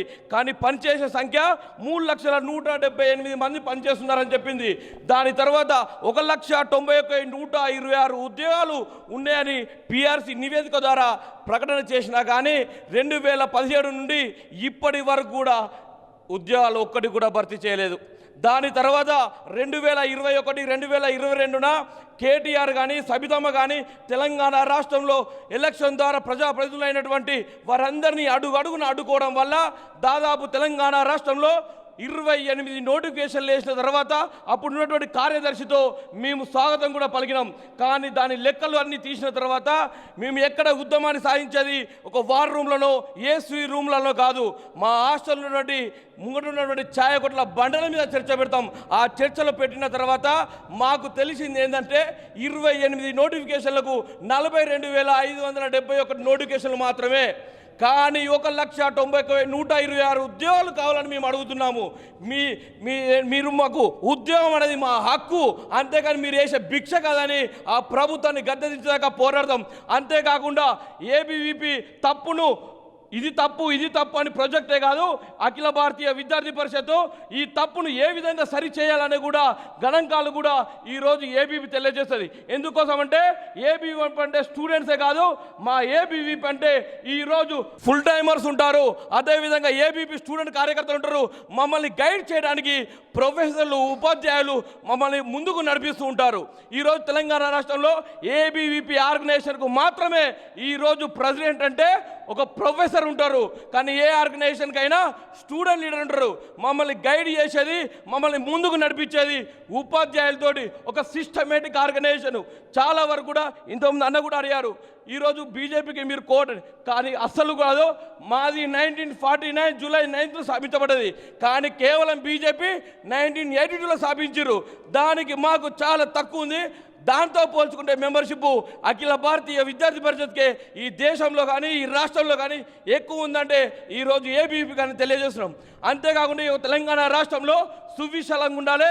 ఈరోజు 33 జిల్లాలు చేసుకున్నాం, పరిపాలన సరిగ్గా జరగాలి. పేద, మంచి, బడుగు, బలహీన వర్గాల విద్యార్థులకు, పేద ప్రజలకు మరియు రెక్కాడితే కానీ డొక్కాడని అందరూ కూడా సౌలభ్యం అందాలి, ప్రభుత్వ స్కీములు అందాలంటే 33 జిల్లాలు చేసుకున్నారు. కానీ పాలన సౌలభ్యం సరిగ్గా లేదు. 33 జిల్లాలు, 33 కలెక్టరేట్లు, 126 కార్పొరేషన్లు, 586 మండలాలు, 12,751 గ్రామాలు పెట్టుకున్నది. ఎందుకోసం? ఒక్కొక్క జిల్లాకు 2,000 మంది ప్రభుత్వ ఉద్యోగాలు అవసరం ఉందంటే 33 జిల్లాలకు 66,000 ఉద్యోగాలు అవసరం ఉంది. 1,90,126 ఉద్యోగాలు, 66 ఉద్యోగాలు కలిపితే 2,57,126 ఉద్యోగాలు పెడితే కానీ ఈరోజు కంకణం కట్టుకోకుండా ఆపము. ఈ యొక్క నోటిఫికేషన్ వెంటనే విడుదల చేయాలి. రానున్న రోజులలో నీ మరణ శాసనాన్ని కూడా నిన్ను పొందబెట్టేది కూడా ఈరోజు అఖిల భారతీయ విద్యార్థి పరిషత్ అని తెలియజేస్తున్నాం. రైట్ విత్ డేటా చెప్పేశారు మొత్తం పూర్తిగా. రైట్, మీరేం చెప్తారు? నా పేరు రాజు, ఏబీపీ స్టేట్ వర్కింగ్ కమిటీ. ఈ యొక్క రాష్ట్ర స్థితి ఏ విధంగా ఉన్నదంటే, ఈ యొక్క ఆ రోజు చెప్పిండు ఏంటిది కేసీఆర్, ఈరోజు నేను తెలంగాణలో ఏంటిదంటే నేను తెలంగాణ సాధించుకున్న తర్వాత అభివృద్ధిలోకి ఏంటిదంటే నేను ఈరోజు ఏంటిదంటే తెలంగాణలో నేను ఏంటిదంటే ఈరోజు అధికారంలోకి వస్తే ఈరోజు విద్య అందుద్ది, వైద్యం అందుద్ది, పేద ప్రజలు బాగుంటారు, నిరుద్యోగం ఉండదని చెప్పిన కేసీఆర్ నీ కుటుంబంలో ఇచ్చుకున్నావయ్యా, శబాష్, నువ్వు కుటుంబంలో ఇచ్చుకున్నావు. 5గురికి, మీ కొడుకు, మీ బిడ్డ, మీ అల్లుడు, ఇంకో అల్లునికి ఇచ్చుకున్నావు. కానీ తెలంగాణలో 191,216 ఉద్యోగాలు ఎప్పుడు ఇస్తావు అని ఇప్పటికి కూడా నిరుద్యోగ విద్యార్థులు అడుగుతారు. ఈ యొక్క తెలంగాణ రాష్ట్రంలో ఇప్పటికి కూడా విద్యార్థులకు నువ్వు చెప్తున్నావు నీకు 3 లక్షల జీతం ఇస్తురు, మీ ఎమ్మెల్యేలకు 2 లక్షల జీతం ఇస్తురు. కానీ ఈ యొక్క తెలంగాణ రాష్ట్రంలో ఇప్పటికి కూడా స్కాలర్షిప్ 5,300 కోట్ల రూపాయలు రిలీజ్ చేయలే. మీ జీతాలేమో నెలకు 1st తారీఖు అయితే మా జీతం వచ్చిందా, ఒడిలేసుకున్నామా, అవినీతి పెరిగిందని చెప్తున్నావు. కానీ 5,300 కోట్ల ఫీజు రీయింబర్స్మెంట్ స్కాలర్షిప్ ఈరోజు ఒక రాష్ట్రంలో పెండింగ్ ఉంది. అది కాకుండా చూసుకున్నట్టయితే ఇప్పటికి మీరు ప్రస్తావించరు 3,500 రూపాయలు పోస్ట్ మెరిట్ స్కాలర్షిప్ ఇవ్వాలనుకుంటున్నాం. అది మా హక్కు. ఎందుకంటే విద్యార్థులకు యొక్క యూనివర్సిటీలో చదువుకున్న విద్యార్థులకు 1,800, 1,900 ఇస్తే ఈరోజు ఒక మెస్ బకాయిలు సరిపోతారు, చాలని మెస్ బకాయిలు రిలీజ్ చేస్తారు. 3,000 4,000 రూపాయలు ఈ యొక్క విద్యార్థులకు నెలకు ఫీజు వస్తుంది. కానీ ఈరోజు నువ్వు చెప్పేది ఏంటిది? 1,800 రిలీజ్ చేస్తున్నావు. ఏ శబాష్, నేను ఒక్కడే చెప్తున్నా కేసీఆర్, మీ మనవడు ఏ తిండి తింటే ఆ తిండి ఈరోజు యొక్క పేద ప్రజలు చదువుకునే విశ్వవిద్యాలయాలు కావచ్చు, స్కూళ్ళు కావచ్చు, కాలేజీలలో పెడతాను కదా.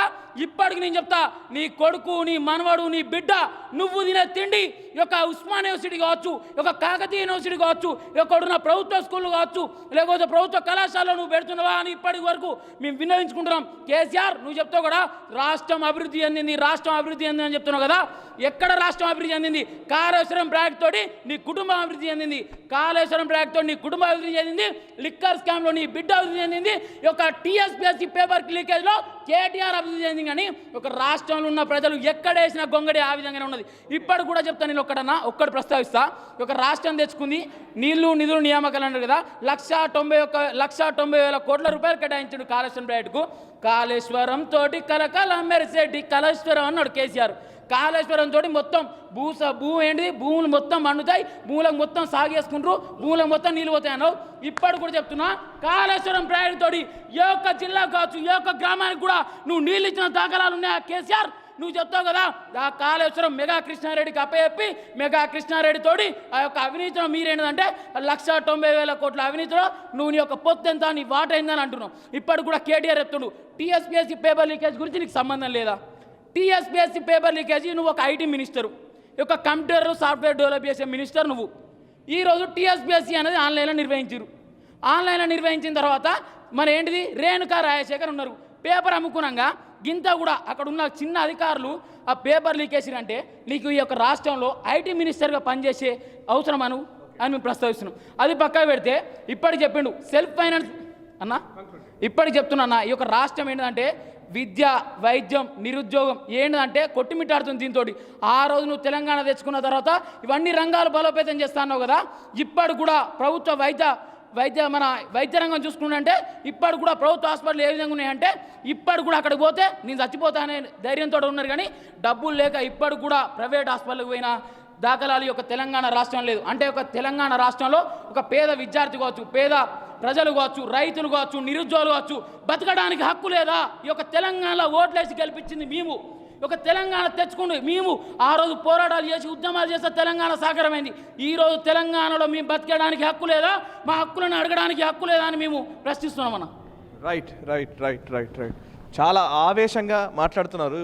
విద్యార్థుల ఆవేశం చూస్తుంటే నిజంగా ఒక రకంగా చెప్పాలంటే మళ్ళీ తెలంగాణ మలిదశ ఉద్యమం నాకు గుర్తొస్తోంది. అప్పుడు ఇట్లాగే ప్రభుత్వాన్ని నిలదీయడంలో ముందున్న విద్యార్థులు ఇప్పుడు మళ్ళీ ఏ ఉద్యమాన్ని అయితే చేసి, ఏ ఉద్యమంలోనైతే ఫలాలు సాధించి తెలంగాణ వచ్చిన తర్వాత అధికారంలోకి వచ్చిన ప్రభుత్వమే ఉందో అదే ప్రభుత్వానికి మళ్ళీ ఇప్పుడు అంతే స్థాయిలో ఆవేశం ఉంది అని అంటే మాత్రం ఇది చాలా సీరియస్ అంశంగానే చూడాలి. అండ్ ప్రస్తుతం ఇంకొక విద్యార్థి ఉన్నారు, వారితో మాట్లాడదాం. టీఎస్పీఎస్సీ గురించి మీ అభిప్రాయం ఏంటి? అండ్ టీఎస్పీఎస్సీ పైన మీరేం చెప్పదలుచుకున్నారు? ఈరోజు నా పేరు కొండ సాయి ప్రసాద్, నేను LLB final year, Hyderabad city joint secretary. మనం ఈరోజు టీఎస్పీఎస్సీ గురించి మాట్లాడుకోవాలనుకుంటే సుమారు 30 లక్షల పైన విద్యార్థులు ఏదైతే వాళ్ళు ఎన్నో సంవత్సరాల నుంచి నాకు ఉద్యోగాలు వస్తాయి, 2014 నుంచి నాకు ఉద్యోగాలు వస్తాయి, మా యొక్క కుటుంబంలో నాకు ఒక ఉద్యోగం ఉంటే మా అమ్మ నాన్నలు సంతోషపడతారు, మా ఇంటికి ఒక వాల్యూ ఉంటుందని చెప్పేసి ఈరోజు అశోక్ నగర్లో కావచ్చు, దిల్సుఖ్ నగర్లో, అమీర్పేట్లో ఇలాంటి ఫేమస్ ఇక్కడ కోచింగ్ సెంటర్లో ఒక పూట తింటూ మరి 2 పూటలు తినకుండా వాళ్ళు అట్లనే 12 గంటలకు 1, 2, 3 గంటల దాకా చదువుకుంటూ ఒక 2 గంటలు నిద్రపోయి మళ్ళీ పొద్దున్న లేచి చదువుకునే పరిస్థితి ఒక తెలంగాణ చూస్తున్నాము. 30 లక్షలకు పైగా ఈ యొక్క నిరుద్యోగులు అప్లై చేసుకుంటే ఈరోజు ఏం జరిగింది? ఈరోజు తెలంగాణలో మేము ఎగ్జామ్స్ పెట్టాము, లీకులు చేస్తాము, మా యొక్క పాలసీ లిక్కర్ రాజ్యము, లీకుల రాజ్యం అని చెప్పేసి మనము క్లియర్గా తెలంగాణ కల్పిస్తూ ఉన్నది. ఈరోజు ఇదే అశోక్ నగర్లో, ఇదే దిల్సుఖ్ నగర్లో, ఇదే అమీర్పేట్లో లక్షలాది విద్యార్థులు తిండి తినకుండా ఈరోజు చదువుకుంటున్న పరిస్థితి మనం చూస్తున్నాము. ఈరోజు మేము ఏబీపీ నుంచి ఏం డిమాండ్ చేసినామంటే ఈరోజు సిట్టింగ్ జడ్జి చే విచారణ జరిపించాలని చెప్పేసి మేము చెప్పినాము. అలాగే ఏదైతే సిబిఐ చే విచారణ జరిపించాలని చెప్పేసి చెప్పినాము. కాకపోతే ఈ యొక్క రాష్ట్ర ప్రభుత్వం ఏం చేస్తుందంటే మాకు సిట్ ఒకటే అని చెప్పి సిట్టు మాకు మీకు ఆ అధికారులు మీకు దాని యొక్క రిపోర్ట్ చెప్తారని చెప్పారు. కాబట్టి సిట్టు రాష్ట్ర ప్రభుత్వం సిట్ అంటే కూర్చుంటుంది, స్టాండ్ అంటే నిల్చునే పరిస్థితి యొక్క సిట్టు కూడా మనం చూస్తూ ఉన్నాము. ఇలా చాలా చెప్తా ఉన్నాము. ఇప్పటికి కూడా ఎందరైతే ఈ యొక్క ఇన్వాల్వ్ అయ్యారో ఈ యొక్క టీఎస్పీఎస్సీ లీకులో వాళ్ళకి అరెస్ట్ చేయని పరిస్థితి ఉంది. మేము మళ్ళీ డిమాండ్ చేస్తూ ఉన్నాము. ఆ రోజు టీఎస్పీఎస్సీ పేపర్ లీకేజ్ అయిన సమయంలో సుమారు 15-20 రోజులు కంటిన్యూగా ఏబీవీపీ విద్యార్థులు కష్టపడి యొక్క ప్రోగ్రాంలు చేసి ఈరోజు జైలుకు పోయిన పరిస్థితి, అక్రమ కేసులు పెట్టినా సరే ఈరోజు అలాంటి కేసులు ఎదిరించి ఈరోజు పోరాడే పరిస్థితి మా యొక్క ఏబీవీపీ చూసింది. అందరికీ నమస్తే. నా పేరు కోలు గంగాచరణ్. ఇవాళ ఈ యొక్క తెలంగాణ రాష్ట్రంలో ఒక సెక్రటేరియటో లేకపోతే మెయిన్ రోడ్లు అందంగా తీర్చిదిద్ది ఆ యొక్క లైట్లకు డిఫరెంట్ కలర్ల లైట్లు పెట్టి ఈ యొక్క తెలంగాణ రాష్ట్రము డెవలప్ అయింది. అందరు మంచిగా బతుకుతుర్రు, నిండారుగా డబ్బుతోటి బతుకుతుర్రు, అందరు పిల్లలు మంచిగా విద్యను అభ్యసిస్తున్నారు అనుకుంటే దయచేసి ఇలా అనుకోకండి. ఇది తప్పు.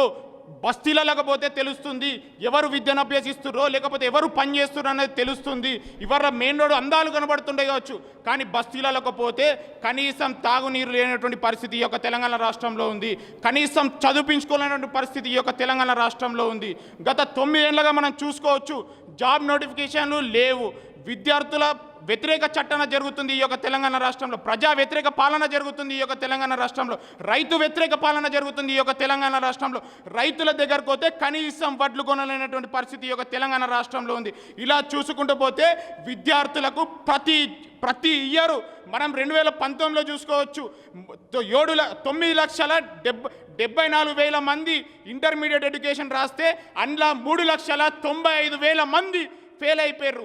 ఒక కరెక్షన్కి ఒక సంస్థ కప్పచెప్తే వాళ్ళు ఏదో చేసేసి మంచి మెరిట్ స్టూడెంట్లకు కూడా ఏదో యావరేజ్ మార్కులు వేసి అట్లా చూసుకుంటూ పోతే ఆ యొక్క 2019లో 1000 మంది పైగా సూసైడ్ చేసుకున్నారు. అలాగే చూసుకుంటే మనం మొన్న కూడా చూసుకోవచ్చు టీఎస్పీఎస్సీ. ఇట్లా ప్రతి ఒక్క ఇన్సిడెంట్ ఈ యొక్క సంవత్సరంలో ప్రతి ఇయర్ జరుగుతుంది.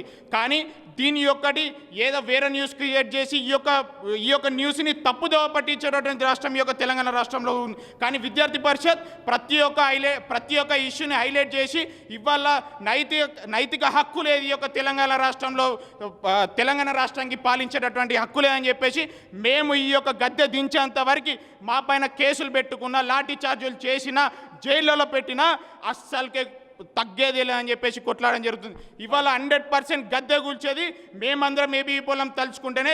ఆ రోజు 2014 ఎలాగైతే తెలంగాణ మనకు సపరేట్ అయిందో ఇవాళ ఈ యొక్క గద్దె కూలడానికి కూడా మేమే 100% కొట్లాడి సాధించుకుంటాం. నేను ఇంత వర్షం బయటపడుతోంది, కరెంట్ లేదు, చాలా దారుణమైన ఒక చీకట్లో కూర్చొని కూడా ఎందుకు ఈ డిస్కషన్ కంటిన్యూ చేస్తున్నామంటే విద్యార్థుల ఆవేదన ఆవేశము అంత సీరియస్గా ఉన్నాయి. ఇక్కడ ఉన్న మనుషులు వీళ్ళందరూ మాట్లాడుతున్న వాటిలో చూస్తూ ఉంటే ఎంత ఓపికగా కూర్చొని మా ఆవేదనని చెప్పాలి అనే ఒక అభిప్రాయంతో వీళ్ళందరూ ఉన్నట్టుగా కనబడుతోంది.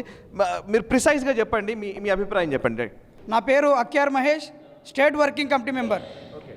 ఈరోజు తెలంగాణ రాష్ట్రం వచ్చి 10 సంవత్సరాలు అవుతున్న తరుణంలో ఈ యొక్క రాష్ట్ర ప్రభుత్వం విద్యారంగాలకు ఎటువంటి పట్టించుకున్న పాపన లేదు. ఈరోజు చూసినట్లయితే హాస్టల్ సమస్యలు, మేము హాస్టళ్లలో సన్న బియ్యం పెడుతున్నాం, వారానికి 2 సార్లు చికెన్ పెడుతున్నాం అని చెప్పేసి ప్రభుత్వాలు ప్రకటిస్తున్నాయి. కానీ ఈ యొక్క హాస్టల్ సమస్యలలో విద్యార్థులు ఎట్లా ఉన్నారంటే వానకు దడుచుకుంటూ ఈరోజు పండుకుంటున్న పరిస్థితులు కానొస్తున్నాం. మనం చూస్తున్నాం హైదరాబాద్ నడుగుబొట్టులో ఉన్నటువంటి సరూనగర్ హాస్టల్లో పక్క ఈరోజు సబితా ఇంద్రారెడ్డి కాన్స్టిట్యున్సీలో ఉన్నటువంటి సరూనగర్ హాస్టల్లో చూసినట్లయితే ఈరోజు చూసినట్లు ఒక లేడీస్ హాస్టల్లో బాత్రూమ్ లేని పరిస్థితులు మనం చూస్తున్నాం. మేము విజిట్ చేసిన తర్వాత ఒక మంత్రికి లెటర్ రాస్తే ఇంతవరకు స్పందించిన పరిస్థితి లేదు. ఈరోజు ఎక్కడైతే జ్యోతిరావు పూలే హాస్టల్లో ఉందో విద్యార్థి చనిపోయి 6 నెలలు 8 నెలలు అవుతున్న వరకు ఒక హాస్టల్లో ఇంతవరకు ఎట్లా చనిపోయిందని చెప్పేసి మేము అడిగితే ఇంతవరకు సమాధానం ఇవ్వలే ఒక సబితా ఇంద్రారెడ్డి గారు. ఇప్పటికైనా సరే ఈ యొక్క రాష్ట్ర ప్రభుత్వాన్ని ఒక్కరే హెచ్చరిస్తున్నాం, ఇప్పటికైనా సరే విద్యార్థుల సమస్యలు పట్టించుకొని ఈ హాస్టల్లో ఉన్న సమస్యలు పరిష్కరించుకొని విద్యార్థులకు నాణ్యమైన భోజనం అందించాలని చెప్పేసి అఖిల భారతీయ విద్యార్థి పరిషత్ డిమాండ్ చేస్తుంది. మనం చూసినట్లయితే సార్ ఇక్కడ చూడండి, సరూనగర్లో ఉన్నటువంటి ఈ యొక్క సబితా ఇంద్రారెడ్డి కాన్స్టిట్యున్సీలో ఉన్నటువంటి హాస్టల్ దుస్థితి మనం చూస్తున్నాం. ఈ యొక్క చూడొచ్చు, బాత్రూంల పరిస్థితి చూడొచ్చు. ఎందుకంటే ఈ యొక్క సబితా ఇంద్రారెడ్డి గారు ఈరోజు కాన్స్టిట్యున్సీ వదిలేసి ఈ యొక్క విద్యార్థులను వదిలేసి పక్క జిల్లాల్లో పర్యటన చేస్తున్నారు. మీ యొక్క కాన్స్టిట్యున్సీలో మీరు పర్యటించండి. విద్యార్థుల సమస్యలు అనేక ఉన్నాయి. దయచేసి ఈ యొక్క సబితా ఇంద్రారెడ్డి మీకు చేత కాకపోతే రాజీనామా చేయండి, లేదంటే మా వల్ల కాదని చెప్పేసి అనకండి. మేము ఒక అది చేసుకుంటామని చెప్పేసి అఖిల భారత విద్యార్థి పరిషత్ డిమాండ్ చేస్తూ ఉంది. నాగరాజు నా పేరు, ఏబీవీపీ పూర్వ రాష్ట్ర సంయుక్త కార్యదర్శి. ఈరోజు రాష్ట్రంలో పరిస్థితి చూస్తే ఏ రాష్ట్రంలో ఎలాంటి పరిస్థితి ఉంటే మనం చూస్తే ఎండకు ఎండుతూ వానకు తడుస్తూ విద్యార్థులు దోమల తెరలతోటి కూడా ఉండే పరిస్థితి ఉన్నది ఈ రాష్ట్రంలో. హాస్టల్ విద్యార్థుల సమస్యలే కాకుండా ఫీజు రియంబర్స్మెంట్ 5,300 కోట్ల ఫీజు రియంబర్స్మెంట్ గత 3 సంవత్సరాల నుంచి కూడా ఈ రాష్ట్ర ప్రభుత్వం రిలీజ్ చేయలే. దీనికి కారణంగా 142 డిగ్రీ కాలేజీలు ఈరోజు క్లోజ్ అయిన పరిస్థితి ఉన్నది. 136 ఇంటర్ కాలేజీలు ఈరోజు క్లోజ్ అయిన పరిస్థితి ఉన్నది. బడ్జెట్ కాలేజీలకు ఈరోజు ఈ రాష్ట్రంలో అవకాశం లేని పరిస్థితి ఉన్నది. కాబట్టి ఇప్పటికైనా ఈ రాష్ట్ర ప్రభుత్వం ఫీజు రియంబర్స్మెంట్ స్కాలర్షిప్లని రిలీజ్ చేయాలని చెప్పేసి అఖిల భారతీయ విద్యార్థి పరిషత్ డిమాండ్ చేస్తున్నది. అదే కాకుండా మనం చూస్తే ఈరోజు రేషనలైజేషన్ పేరుతోటి స్కూల్స్లో స్టూడెంట్స్ లేరని చెప్పేసి రాష్ట్ర ప్రభుత్వం 8,624 స్కూల్స్ని క్లోజ్ చేసింది. మరి ఎందుకు స్కూల్స్లో ఎందుకు స్టూడెంట్స్ లేరంటే టీచర్స్ లేని కారణంగా. టీచర్స్ 15,000 పోస్టులని ఈ రాష్ట్ర ప్రభుత్వం ఇప్పటికీ రిక్రూట్ చేయనుగా కారణంగా స్టూడెంట్స్ లేరు. కాబట్టి ఇప్పటికైనా ఈ రాష్ట్ర ప్రభుత్వం రిక్రూట్ చేయాలని చెప్పేసి అఖిల భారతీయ విద్యార్థి పరిషత్ కథనబేరి కార్యక్రమానికి శ్రీకారం చుట్టింది. ఇప్పటికైనా ఈ రాష్ట్ర ప్రభుత్వాన్ని హెచ్చరిస్తున్నాం, ఏదైతే ఆగస్టు 1వ తారీఖున జరగబోతున్న కథనబేరి కార్యక్రమం ఉందో దీనికి తెలంగాణ రాష్ట్రంలో ఉన్న 1,00,000 మంది విద్యార్థులు ఈ కార్యక్రమంలో ఏబీవీపీ కార్యకర్తలు భాగస్వాములు అవుతున్నారు. ఈ రాష్ట్ర ప్రభుత్వం అణిచివేసే ధోరణితోటి అనవసరంగా అక్రమంగా కేసులు బనాయిస్తున్నది, అక్కడికక్కడ విద్యార్థులని అరెస్టులు చేస్తున్నది. అయినప్పటికీ కూడా ఈ రాష్ట్ర ప్రభుత్వానికి హెచ్చరిక జారీ చేస్తున్నాం. ఖబర్దార్, మమ్మల్ని ఎంత ఆపడానికి ప్రయత్నించినా మేము ఆగే ప్రసక్తే లేదు. ఏదైతే ఆగస్టు 1వ తారీఖున జరిగే కథనబేరి కార్యక్రమాన్ని సక్సెస్ చేస్తామని చెప్పేసి ఈ యొక్క రాష్ట్ర ప్రభుత్వానికి అల్టిమేటం ఇస్తున్నాం. Kailasam Gudur research scholar sir. ఇక్కడ నేను రీసెర్చ్ చేస్తున్నాను సార్. సెంట్రల్ యూనివర్సిటీస్ ఏవైతే ఉన్నాయో అక్కడ నా పర్సనల్ ఎక్స్పీరియన్స్ చెప్తున్నాను సార్. సెంట్రల్ యూనివర్సిటీలల్లో ప్రతి స్టూడెంట్కి ఫెలోషిప్ అంటే ఎస్సీ ఎస్టీ బీసీ ఇట్లా ఫెలోషిప్లు ఉంటాయి సార్. అక్కడ అవి ఎవరికైతే నాన్ నెట్ ఫెలోషిప్ ఎవరికైతే ఉంటే అక్కడ రాకపోతే ప్రతి సెంట్రల్ గవర్నమెంట్ 8,000 రూపాయలు ఇస్తుంది సార్. ఇక్కడ తెలంగాణ వస్తే నాలాంటి రీసెర్చ్ స్కాలర్కి అంటే వాళ్ళకు నాన్ నెట్ ఫెలోషిప్ కింద 8,000 ఇస్తుంది. అలాంటి ఫెలోషిప్ ఇస్తామని చెప్పి మేము ఎక్స్పెక్ట్ చేసినాం, కానీ ఇంతవరకు కూడా ₹1 ఇవ్వలేదు. అది పక్కకు పెడితే ఈరోజు 2,000 రూపాయలుగా ఒక సంవత్సరానికి ఒక విద్యార్థి పర్ ఇయర్కి 2,000 సార్. 2,000 వసూలు చేయాల్సింది ఈరోజు 20,000 రూపీస్ పెంచండి సార్. 2,000 నుంచి 20,000కి పెంచండి సార్. ఈ రకంగా ఇవాళ తెలంగాణలో ఎట్లా ఉన్నదంటే రీసెర్చ్ స్కాలర్ పరిస్థితి ఏదంటే చాలా హీనమైన దయనీయమైనటువంటి పరిస్థితులు ఉన్నాయి సార్. తెలంగాణ ఉద్యమానికి కావచ్చు విశ్వవిద్యాలయం అంటే గుండెకాయలు అంటే సార్. అలాంటిది ఈ ఉస్మానియా యూనివర్సిటీలో NIRF అని చెప్పేసి మనకు సెంట్రల్ గవర్నమెంట్ ఒక సంస్థ ఉంటుంది. ఆ సంస్థ ఈరోజు మనకు ఏం రిపోర్ట్ ఇచ్చిందంటే 60 మనకు దాని ర్యాంకింగ్లో పడిపోయింది. అదేవిధంగా కనుక మీరు చూస్తే ఇక్కడ 2013-14 బడ్జెట్లో కనుక మీరు చూస్తే 12% నుంచి వెళ్ళి 7.4% పడిపోయింది. మీరు పక్కపొంటి కనుక ఆంధ్రప్రదేశ్ రాష్ట్రానికి కనుక మీరు చూసినట్లయితే అక్కడ బడ్జెట్లో ప్రతి సంవత్సరం 14% కేటాయిస్తే ఇక్కడ కేవలము 7.4% మాత్రమే కేటాయిస్తున్నారు. ఈ విధంగా అదేవిధంగా ఇక్కడ మా డిపార్ట్మెంట్లో సార్ అంతకుముందు 34 మంది ప్రొఫెసర్లు ఉంటారు మా ఎకనామిక్స్ డిపార్ట్మెంట్. అలాంటిది ఈరోజు కనీసం 5 నుంచి 6 ప్రొఫెసర్లు కూడా లేరు. ఈ విధంగా ప్రొఫెసర్ల విషయంలో కావచ్చు, నాన్ టీచింగ్ దానిలో కావచ్చు, అదేవిధంగా ఇక్కడ ర్యాంకింగ్ పడిపోవడంలో కావచ్చు, ఈ విధంగా రీసెర్చ్ స్కాలర్స్ కావచ్చు, ఇట్లా చాలామంది విద్యార్థులు ఇక్కడ వచ్చే వాళ్ళు దాదాపుగా పేద బడుగు బలహీన వర్గాలకు చెందినటువంటి గ్రూప్ సెక్షన్కి చెందినటువంటి వాళ్ళు ఉంటారు. అలాంటి వాళ్ళు తీవ్రమైనటువంటి అన్యాయానికి గురవుతారు. కాబట్టి కథనబేరి ద్వారా ఈ ప్రభుత్వానికి సోయి రావాలని చెప్పేసి మేము మనస్ఫూర్తిగా కోరుకుంటున్నాం సార్. చివరిగా కథనబేరి నుంచి మీరు ఇచ్చే సందేశం ఏంటి? అంటే ఈ కథనబేరి దీంతో ఇది ఒక పీక్స్కి తీసుకెళ్ళి ఒక సభ నిర్వహించేసి ఆగుతారా, లేకపోతే తర్వాత కూడా ఏమైనా కార్యాచరణ ఉంటుందా? ఈ కథనబేరి స్టార్టింగ్ ఈ ఉద్యమానికి మార్పు కోసం మహా ఉద్యమాన్ని ఈ 9 సంవత్సరాలు చేసినటువంటి తెలంగాణ రాష్ట్ర ప్రభుత్వం చేసినటువంటి అన్యాయాలు ఏవైతే ఉన్నాయో ఈ ఛార్జ్ షీట్ ద్వారా విడుదల చేయడం జరిగింది. తెలంగాణ విద్యార్థి ఛార్జ్ షీటు కేసీఆర్ చేసినటువంటి 100 తప్పిదాలను ఏబీవీపీ రిలీజ్ చేయడం జరిగింది. సో ఈ యొక్క కథనబేరి తెలంగాణ ఉద్యమం తర్వాత ఈ యొక్క విద్యార్థి నిరుద్యోగ వ్యతిరేక పాలనకు అంతం చేసే విధంగా ఈ యొక్క కథనబేరి ముందుకు సాగడం జరుగుతుంది. ఈ యొక్క కథనబేరి అనేది స్టార్టింగ్ ఇక్కడి నుంచి మరో ఉద్యమం శ్రీకారం చుట్టబోతుంది ఏబీవీపీ. ఏబీవీపీ పేద విద్యార్థులకు నాణ్యమైనటువంటి విద్య అందాలనే లక్ష్యంతో ఈ యొక్క కథనబేరి యొక్క మార్పు కోసం మహా ఉద్యమం నడపడం జరుగుతుంది. దానిలో భాగంగా కథనబేరి రేపు ఆగస్టు 1వ తారీఖున 1,00,000 మందితోని పరేడ్ గ్రౌండ్లో ఈ యొక్క సభను నిర్వహించడం జరుగుతుంది. విద్యార్థి మిత్రులారా, ముఖ్యంగా ఈ రాష్ట్ర ప్రభుత్వం ఎన్నో 1,200 మంది విద్యార్థి నిరుద్యోగ అమరుల త్యాగాల ఫలితంగా ఈ రాష్ట్రాన్ని సాధించుకున్నాం. రాష్ట్రం సాధించుకున్న తర్వాత ముఖ్యంగా విద్యారంగంలో మార్పులు వస్తాయని, నిరుద్యోగులకు ఉద్యోగాలు వస్తాయని, తెలంగాణలో ఉన్నటువంటి ప్రజలకు బాగుపడతారని ఈ యొక్క సంపన్న వర్గాలు ఉద్యమం చేసి తెలంగాణ రాష్ట్రాన్ని సాధించుకుంటే ఈరోజు రాష్ట్రం వచ్చిన తర్వాత విద్యార్థులను అనగదొక్కుతుంది.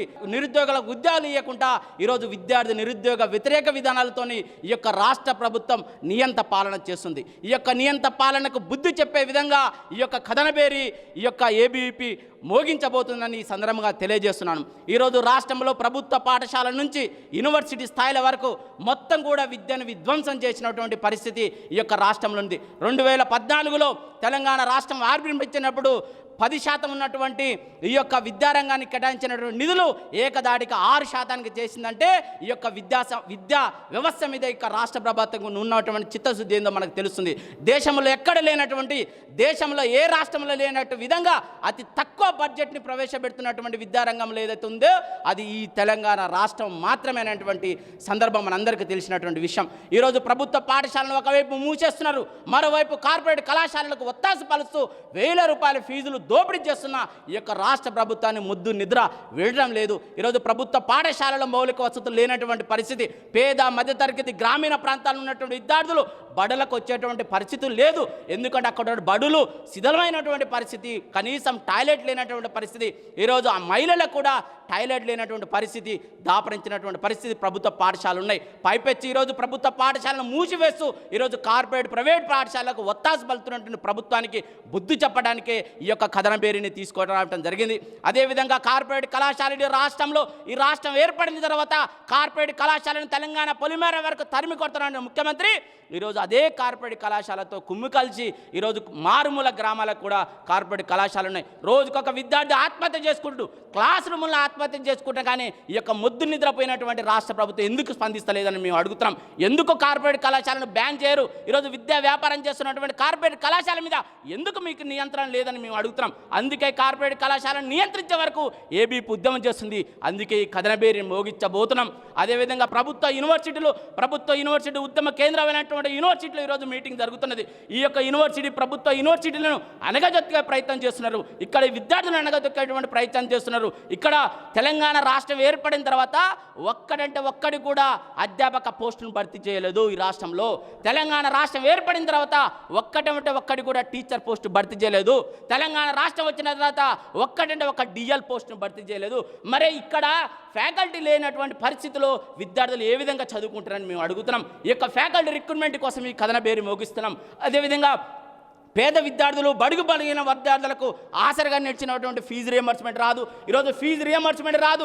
ప్రగతి భవను అదేవిధంగా సెక్రటరియట్ కట్టుకున్నటువంటి నువ్వు ఈరోజు పేద విద్యార్థులకు ఫీజు రియంబర్స్మెంట్ ఎందుకు ఇస్తలేవు? 3 సంవత్సరాలుగా 5,300 కోట్ల రూపాయల ఫీజు రాక ఈరోజు విద్యార్థులు ఇబ్బంది పడుతున్నటువంటి, చదువుకున్నటువంటి సర్టిఫికెట్ కూడా ఇవ్వలేనటువంటి పరిస్థితి ఈరోజు పేద విద్యార్థులు ఫీజు రియంబర్స్మెంట్ రాక ఉన్నది. సాంఘిక సంక్షేమ హాస్టల్ అత్యంత దారుణమైనటువంటి పరిస్థితుల్లో సాంఘిక సంక్షేమ హాస్టల్ నరక కూపంలో ఉన్నాయి. పందులు, పాములు సహజీవనం చేస్తున్నటువంటి పరిస్థితి ఈరోజు సాంఘిక సంక్షేమ హాస్టల్లో ఉన్నాయి. ఏబీపీ గతంలోనే అనేక ఉద్యమాల తర్వాత సాంఘిక సంక్షేమ హాస్టల్ కొన్ని బాగుపడ్డాయి. అయినా కానీ సాంఘిక సంక్షేమ హాస్టళ్లకు పక్క భవనాలు నిర్మించాలని ఈ యొక్క కథనబేరి మోగిస్తున్నాం.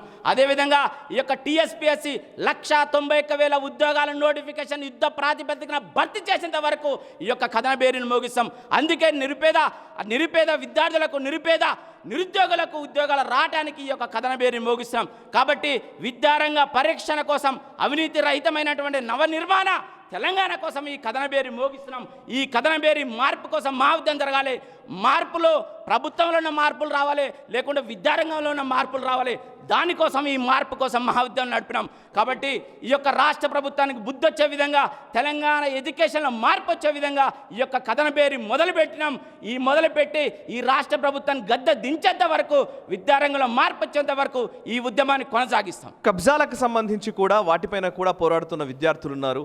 అండ్ మహిళలకు సంబంధించి, అందులోనూ ఉమెన్ ఎంపవర్మెంట్ విషయంలో కావచ్చు, లేకపోతే మహిళా భద్రతకు సంబంధించి కావచ్చు మాట్లాడే యువతులు కూడా ఉన్నారు. వాళ్ళతో కూడా మాట్లాడే ప్రయత్నం చేద్దాం. ఈ భూ కబ్జాలకు సంబంధించి మీరు పోరాడినట్టుగా తెలుస్తుంది, ఏంటి ఈ రాష్ట్రంలో ఎక్కడ చూసినా అధికార పార్టీ ఎమ్మెల్యేలు, అధికార పార్టీ నాయకులు ఎక్కడ విచ్చలవిడిగా ఖాళీగా భూమి దొరుకుతారు, దాన్ని కబ్జా చేయడమే జరుగుతుంది.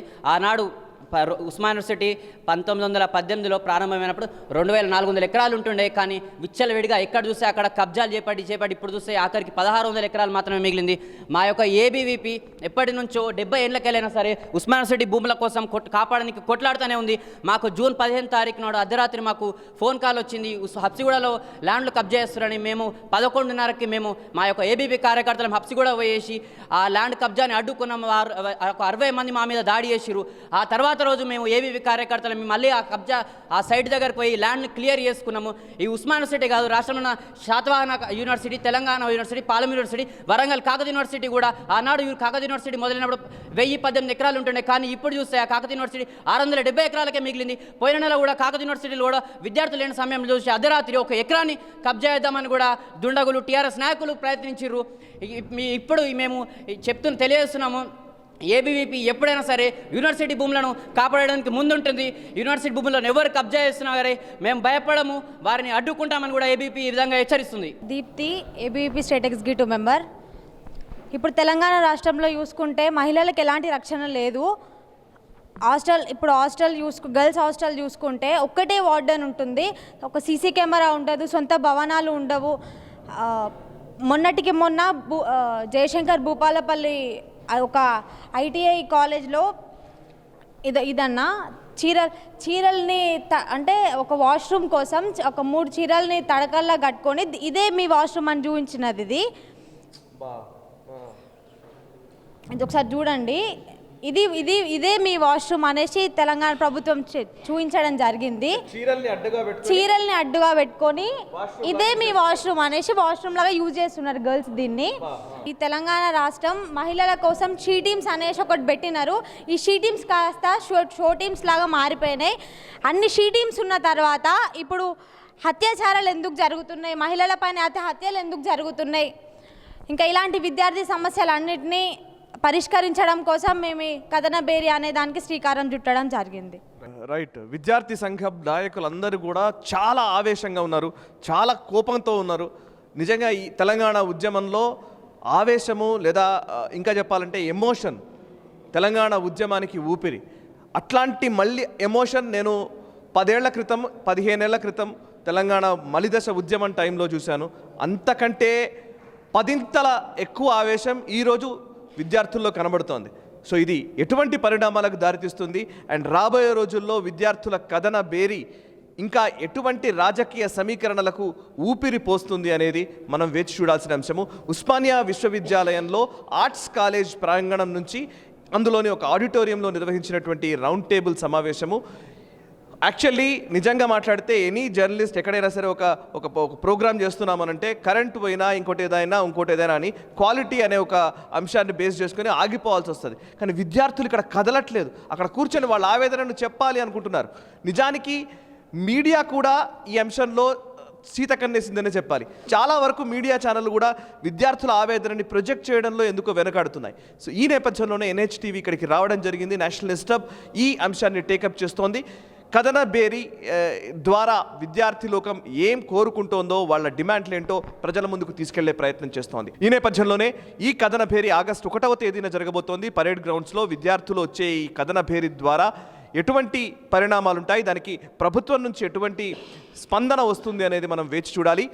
చూస్తూనే ఉండండి నేషనలిస్ట్ హబ్, మనసా వాచా కర్మణ, దేశహితం కోసం. విజయవంతం చేద్దాం కథన బేరీని. విజయవంతం చేద్దాం కథన బేరీని. భారత్ మాతాకి జై. విజయవంతం చేద్దాం ఆగస్టు 1న జరిగే కథనబేరి భారీ బహిరంగ సభను. విజయవంతం చేద్దాం ఆగస్టు 1న పరేడ్ గ్రౌండ్ లో జరిగే భారీ బహిరంగ సభను. భారత్ మాతాకి జై. ఈ వీడియో మీకు నచ్చినట్టయితే లైక్ చేయండి, 10 మందికి షేర్ చేయండి. అలాగే కామెంట్ల రూపంలో మీ అభిప్రాయాలను మాతో పంచుకోండి. Nationalist hub group of channels ను సబ్స్క్రైబ్ చేసుకుని తెలుగునాట జాతీయవాద జర్నలిజాన్ని ప్రోత్సహించండి. ఈ వీడియో కింద ఉన్న బెల్ ఐకాన్ పై క్లిక్ చేయడం మర్చిపోవద్దు.